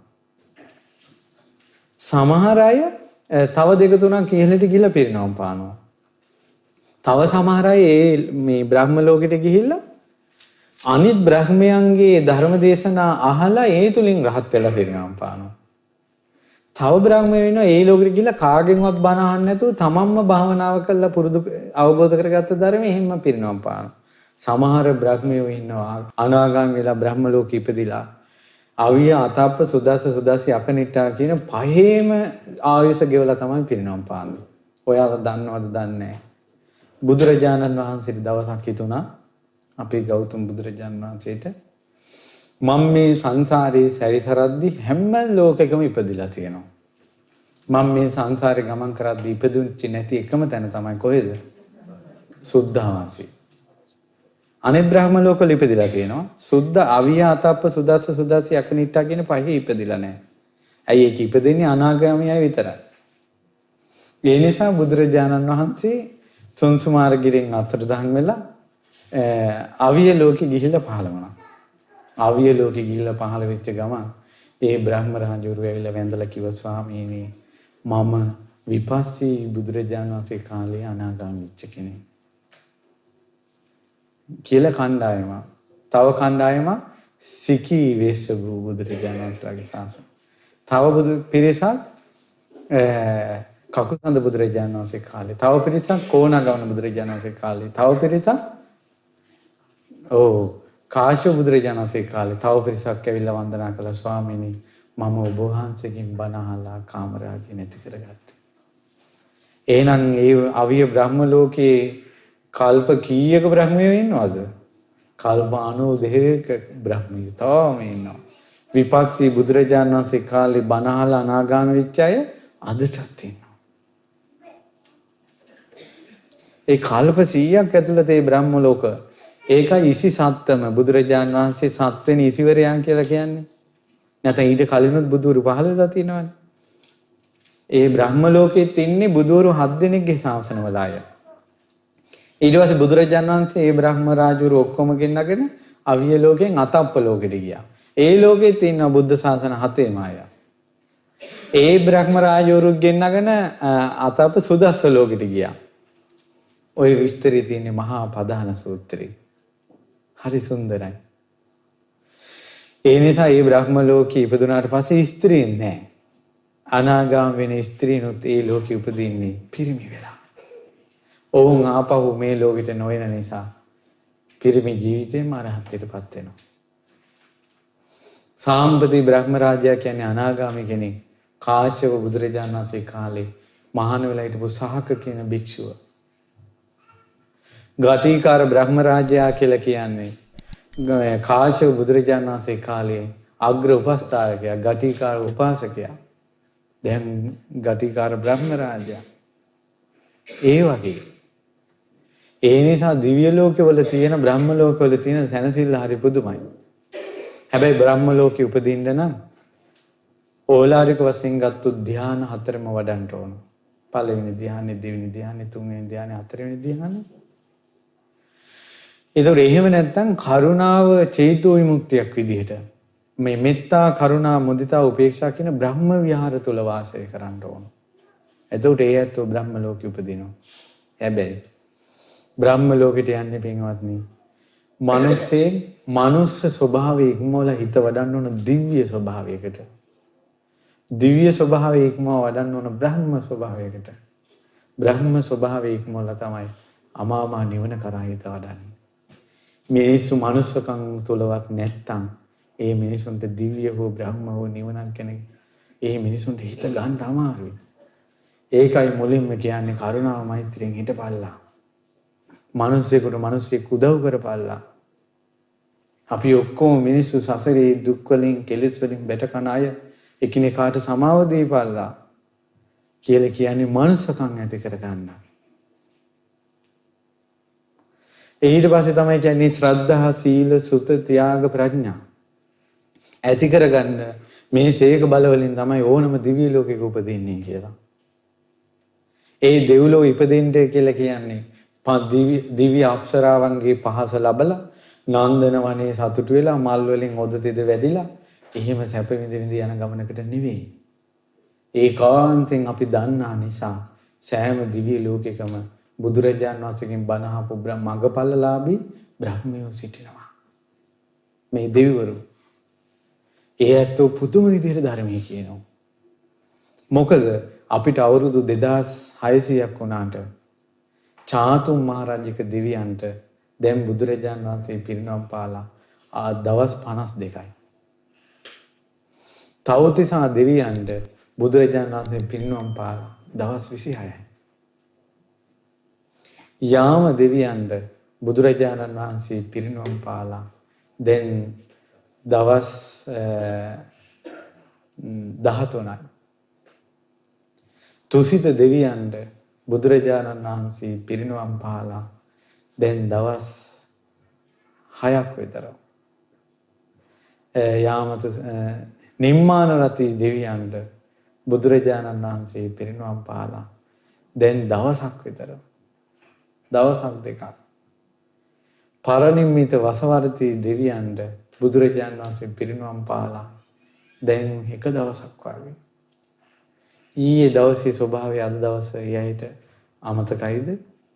ඊයේ කියුවා නාද අමතකයිද? ගොඩක් මඟපල්ලාභිය ඉන්නවා. ඒ අය දෙතිස් කතාවෙන් නැහැ. මොන ගැහුණට පස්සේ දහම් කතාව කියනවා. ඒ අය මෙහෙම පොත් බලාගෙන මේ සූත්‍ර විදිහට බණ කතා කරන්නේ. ඒ අය අවබෝධ කරපු කියලා දීපු ධර්ම සිහි කරනවා. එවැනි වූ දෙවියෙක්ගේ කතන්දරයක් මා ඔබට කියන්නද? එක්තරා දෙවියෙක් හිටියා. ඒ දෙවියන්ට අනිත් දෙවිවරු කිව්වා මේ උඹ ගුරුවරයා බලන්න යන්නේ නැද්ද? ඊට පස්සේ යා කිව්වා කවුද ගුරුවරයා කියන්නේ? මෙයා දෙව්ලොව ඉපදිලා ගොඩාක් කල් දැන්. ඊට පස්සේ කෝ එම්බා දිවිය සිහි කරපන් උඹ දිව්‍ය ලෝකෙට ආවේ කොහොමද කියලා. එතන මෙයා ආපස්සට සිහි කරනකොට සක්විති රජ කෙනෙක්ගේ ධාර්මික පාලනේ ධාර්මිකව යටත් වැසියෙක් විදිහට ඉඳලා තමයි මෙයා දිව්‍ය ලෝකෙට ඇවිල්ලා තියෙන්නේ. ඊට පස්සේ කිව්වා එහෙනම් උඹට ධාර්මිකව ඉන්න මඟ පෙන්වන්නේ කවුද? අපේ සක්විති රජුරු කිව්වා. දැන් මේ සක්විති රජුර කොහෙද ඉන්නේ කියලා බලපන් කිව්වා. අනේ මේ සක්විති රජුරු දැන් මහාන වෙලා කැලේක භාවනා කරනවා. පිළින්ද වෙච්ච මහරහතන් වහන්සේ. ඒ උඹේ ගුරුවරයා කෙලෙහි ගුණ දක්වපන් කිව්වා. දැන් අනිත් දෙවිවරු කිව්වේ මෙයා හොයාගෙන ගියා. මෙයාට ඉන්නව දිව්‍ය අප්සරාවෝ ලක්ෂයක්. පිළිඳවච්ච මහරහතන් වහන්සේ ළඟ වන්දනා කළා. බණ ඇහුවා. කරුණාවෙන්, මෛත්‍රියෙන්, මුදිතාවෙන් අන්නයිට සමාවක් දෙන හිතකින් හිටපන් කිව්වා. ඔහු එහෙම ඉන්නේ. අදටත් ඔහු දහම් දෙසද්දි දිව්‍ය ලෝකවල කරුණාවෙන්, මෛත්‍රියෙන්, මුදිතාවෙන් ඉන්න එක ගැන තමයි බණ කියන්නේ. ඊට පස්සේ මෙයාට බණක් කිව්වා පිළිඳවච්ච මහරහතන් වහන්සේ මේ ශෝක කරන ලෝකේ ශෝක නොකර හිටපන් කියලා. ඔහොම මේ රහතන් වහන්සේලාගේ බණ. ශෝක නොකරන ලෝකේ ශෝක නොකර හිටපන් කියලා. අර දෙවියට ඒක හොඳට වැදුණා. දවසක් මහා විදුලි කෙටීමක් වුණා. පිළිඳවච්ච මහරහතන් වහන්සේ පිරිනොම් පානවා. දෙවිවරු පිරිවරා ගත්තා. උන්වහන්සේ දැක්ක ගමන්ම හිතට ආව බණපදේ ශෝක කරන ලෝකේ ශෝක නොකර හිටපන් කියලා. සැනකින් ඒ දෙවියා අදිෂ්ඨානයක් ඇති කරගත්තා. මම මගේ ගුරුවරයාට කෙලෙහි ගුණ දක්වන්නේ දැන් මං ශෝක නොකර ඉන්නවා කියලා. පිළිඳවච්ච මහරහතන් වහන්සේ පිරිනොම් පාද්දී දෙවිවරු හඬා වැළපෙද්දී ඔහු ශෝක නොකර හිටියා. ගුරු පූජා කොච්චර ගුරුවරයාට ආදරෙයිද කියනවනම් දිව්‍ය අප්සරාව 500ටම කිව්වා මාගේ අප්සරාවෙනි බලාපන් මගේ ගුරුවරයා පිරිනිවන් වෙන්න ගමන. ඔක්කොම දිව්‍ය අප්සරාව බලා හිටියා. ඊට පස්සේ කිව්වා මේ මගේ ගුරුවරයා මේ අරහත් මුනිවරයා දේශ බලපු ඇස් වලින් අප්සරාවෙනි අද ඉඳලා මගේ දිහා රාගෙන් බලන්න එපා. මම නුඹලාට පොරොන්දු වෙනවා මගේ ගුරුවරයා දිහා බලපු ඇස් දෙකෙන් මං අද ඉඳලා උඹලගේ දිහා රාගෙන් බලන්නේ. එහෙම බැලුවොත් මගේ ඇස් පුපුරත්වා කියලා. දැන් මේ රහතන් වහන්සේ පිරිනමම් පාලා අවුරුදු 2600ක් ගිහිලා ඒ දෙවියට රාගසිතක්වත් එන්නේ නැහැ. ගුරු පූජා. ඒ දෙවිවරු ඉන්නේ ඔය වගේ සුරු කරන්න කැමති නැද්ද? ඒ ඇත්තන්ගේ ලෝකයේ ඔය කතා අහන්න ආස නැද්ද? හරි පුදුමයි. මේ කාම ලෝකෙට ආස කරන්න එපා. මේ වගේ තියෙන ප්‍රශ්න දරාගෙන ඉන්න. සීප තුනුරුවන් සරණ රැකලා සිල් ටික රැකගෙන අඩුපාඩු ඔක්කොම අමතක කරලා මේ මිනිසයා යන කොහේ මොන ගුබ්බෑයි ගියත් කරබාගෙන පුළුවන් විදිහට ධර්මානුකූල උපදේශක් දීලා ඒ පැත්ත ෆලෝ කරන්නේ නැතුව ධර්මිකව ජීවත් වෙන්න. මේ අවුරුදු 30 40 ඉක්මනට ගෙවි. දැන් අපේ ගෙවුනේ. දැන් අපේ වයසෙන් භාගයකට වැඩිය ගෙවිලා නේ. අපි තව කී දොහක්ද? එච්චර ආයසත් නැහැ පිටි කකා ඉන්නේ. එච්චර ආයසත් නැහැ අපිට. ඒ නිසා මේ සත්පුරුෂයන්ගේ ලෝකෙට යන්න ඕන ශ්‍රද්ධා, සීල, ශ්‍රුත, ත්‍යාග, ප්‍රඥා. ශ්‍රද්ධාව තමයි තුනුරුවන් සරණ. බුදුරජාණන් වහන්සේට ධර්මයට සංඝරත්නයට තියෙන කැමැත්ත. සීලය තමයි මේ වැටි රකින පංච සීලය. සූතේ තමයි හැමදාම අහන බණපද ටික. දිගටම අහනවා. අහන්න එයාගේ හිතට මොනවා හරි දැනෙනවා. සමහර අයට හොඳට බන මතකයි. තියාග කියන්නේ දන් දෙනවා.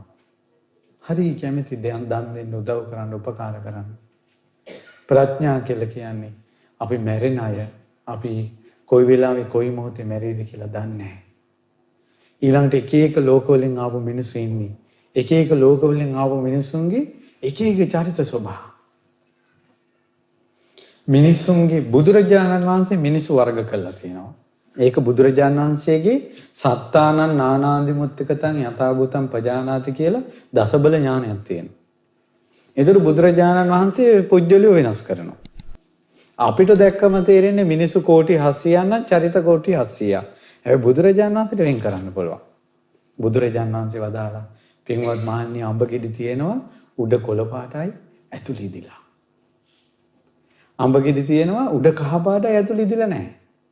අඹ ගෙඩි තියෙනවා උඩ කහ පාටයි ඇතුළත් ඉදිලා. අඹ ගෙඩි තියෙනවා ඇතුළත් කොළ අමුයි පිටත් අමුයි. ඔය වගේ මිනිස්සු ඉන්නවා උඩින් හොඳට මෝරලා වගේ තියෙනවා. ප්‍රශ්නයක් වෙන්න ඕන බලන්න තොත්ත බබාලා වගේ. සමහර අය උඩින් අමුයි ඇතුළේ ඉදිලා. ඒ තමයි අහිංසකයි. මොකෝවත් තේරෙන්නේ නැහැ වගේ ඉන්නේ. ඇතුළේ තියෙන පුදුම ධර්ම. ඉවසීම. හිතා ගන්න බෑ මේ මිනිස්සු ගැන. මෙහෙමත් ධර්මයේ තියෙනවද ඇතුළේ කියලා. තව සමහර අය ඉන්නවා දැක්කම තේරෙනවා මෙයා මෝරලා කියලා. ප්‍රශ්නයක් ඉදිරියෙත් එහෙම. අපේ ලොකු ස්වාමීන් වහන්සේ එහෙම කියන්නේ. උන්වහන්සේ බාහිරත් හොඳට මෝරලා. උන්වහන්සේගේ අභ්‍යන්තරෙත් මෝරලා. ඊට පස්සේ සමහර අය ඉන්නවා උඩි මුත් ඔත්තයි ඇතුලේ මුත් ඔත්තයි. දොයි බබා බයි බබා. භාග්‍යවතුන් වහන්සේ මේ සත්වය වර්ග කරන හැටි. තව බුදුරජාණන් වහන්සේ වර්ග කළා පින්වත් මහණෙනි මේ ලෝකයේ සත්වයෝ ඉන්නවා සමහර අය. ඇතුලේම වතුරේ ගිලිලා ඇතුලේම තමයි ගොඩ එන බොරු. තව සමහර අය ඉන්නවා මේක උඩට හිටපු ගමන් පුක්කාල උඩට මතුවෙනවා. මතුවෙලා ඔය යනවා ඇතුලට. සමහර අය ඉන්න උඩට ඇවිල්ලා ඕකෙම මෙහෙම ඉන්නවා වතුරේම ඉන්නවා. තව සමහර අය ඉන්න උඩට ඇවිල්ලා වටපිට බලනවා. තව සමහර අය ඉන්නවා වතුරේ ගිල්ල උඩට ඇවිල්ලා වටපිට බලලා පීනනවා. සමහර අය ඉන්නවා දූපතට ලං වෙලා. සමහර අය දූපතට ගොඩ වෙලා. ඒ වගේ තමයි මේ සමහර මිනිස්සු ඉන්නවා මේ සංසාර සාගරේ ගිලිලාම ඉන්නවා. උන්ට උඩක් නැහැ. සමහර අය උඩට එනවා. ඇවිල්ලා යනවා. ඒ කියන්නේ එකපාරම මෙයා මේ ඔක්කොම වැඩ නතර කරලා බලනවා. ආයෙ කාලයක් ගියාට පස්සේ මනුස්සයා හොයා ගන්න නැහැ. කාලෙක වැඩසටහන් වලට එනවා. එහෙම චරිත නැද්ද? ඉතින් මිනිස්සු අහනවා ඇත්තටම ඇයි එහෙම වෙන්නේ කියලා. ඒක බුදුරජාණන් වහන්සේ වදාළේ සමහර අය උඩට ඇවිල්ලා ආයෙත් යනවා කියලා. පැහැදිලිද? ඊට පස්සේ සමහර අය ඉන්නවා උඩට ඇවිල්ලා මේ එහෙම ඉන්නවා. ඒ කියන්නේ එයා උඩට ඇවිල්ලා එදත් එහෙමයි. එදත් බණ අහනවා අදත් බණ අහනවා. එදත් සිල් ගන්නවා අදත් සිල් ගන්නවා එකම මට්ටමේ ඉන්නවා. එයාගේ දියුණුවක් නැහැ. ඒ කියන්නේ එතනින් එහාට යන්නේ නැහැ. ඊට පස්සේ තව සමහර අය ඉන්නවා වටපිට බලනවා. ඒ කියන්නේ එයා ධර්මය අහලා ටිකක් විමසන්න නොවනින් විමසන්න ගන්නවා. එයාට දූපත පේනවා සෝවාන් වෙලා. සෝවාන් වෙච්ච කෙනා තමයි දූපත පැත්තට පේනහන්නේ. හොඳටම තේරෙනවා නේද නිවන තියෙන දිශාවවත් තේරෙන්නේ සෝවාන් කෙනාට. එතනින් මෙහා මිනිසුන්ට නිවන තියෙන දිශාවවත් පේන්නේ නැහැ. ඔය උපමාවලින් තේරුම් ගන්න. ඒ සෝවාන් වෙච්ච කෙනාට තියෙන උපමාව තමයි උඩට ඇවිල්ලා වටපිට බලනකොට දූපත පේනවා කියලා. මිසක් එයා ගිහිල්ලා දේ පැත්තට නෑ. පීනාන කෙනා වගේ සකදාගාමි කෙනා, දූපතට ලං වුණ කෙනා වගේ අනාගාමි කෙනා, වතුරෙන් ගොඩ වෙලා දූපතේ ඉන්න කෙනා වගේ තමයි රහතන් වහන්සේ. මගේ බුදුරජාණන් වහන්සේ සත්‍ය විදිහටයි වර්ග කළේ. පැහැදිලිද? ඒ නිසා අද නකුල මාතා නකුල පිතා ගැන දවසම ඉගෙන ගත්තා. ගුණධර්ම ගැන ඉගෙන ගත්තා. ඒ ගුණධර්ම ටික ටික පුරුදු කරන්න. දැන් අපි මේ එංගලන්තේ ආපු ගමනේ බොහෝ දවස් බණ කියා ගිහිල්ලා දැන් අවුරුදු ලීරා වෙලා තියෙනවා. ඒ නිසා කවුරු හරි අපිට කෙලෙහි ගුණ දක්වන්න කැමති නම් ඔයාලට දරුවෝ ඉන්නවනම් ඒ දරුවන්ට සිංහල ටිකක් උගන්වන්න. ඒක කරන්න මේ බණ කියන හාමුදුරන්ට කරන ගුරු පූජාවක් විදියට. දහම දෙන්න. ඊළඟට නංගන් කියවලා ඉස්සරහට එන එකක් නෙවෙයි අහිංසකව. අහිංසකව ශාසනය වෙනුවෙන් වැඩ කරන්න. අහිංසකව පැත්තක හරි ඉඳගෙන බණ ටිකක් අහන්න. ජීවිතේ පුළුවන් විදිහට ගොඩනගා ගන්න. විසඳා ගන්න බැරි ප්‍රශ්න වලදී සංගරුණත් එක්ක සාකච්ඡා කරන්න. හැබැයි ඒ උනාට ධර්මයේ නිතර නිතර අහනකොට අපිටම කියනවා වගේ බණපද ඇහෙනවා. ඉතින් මේ විදිහට ඒ විදිහට උනාට පස්සේ දැන් බලන්න අද මේ බණ ටික කියාගෙන යනකොට අපි එංගලන්තේ ඉන්නවා කියලා ගානක්වත් නැහැ. ලංකාවේ පරණ පන්සලක බණ මඬුවක බණ අහනවා වගේ.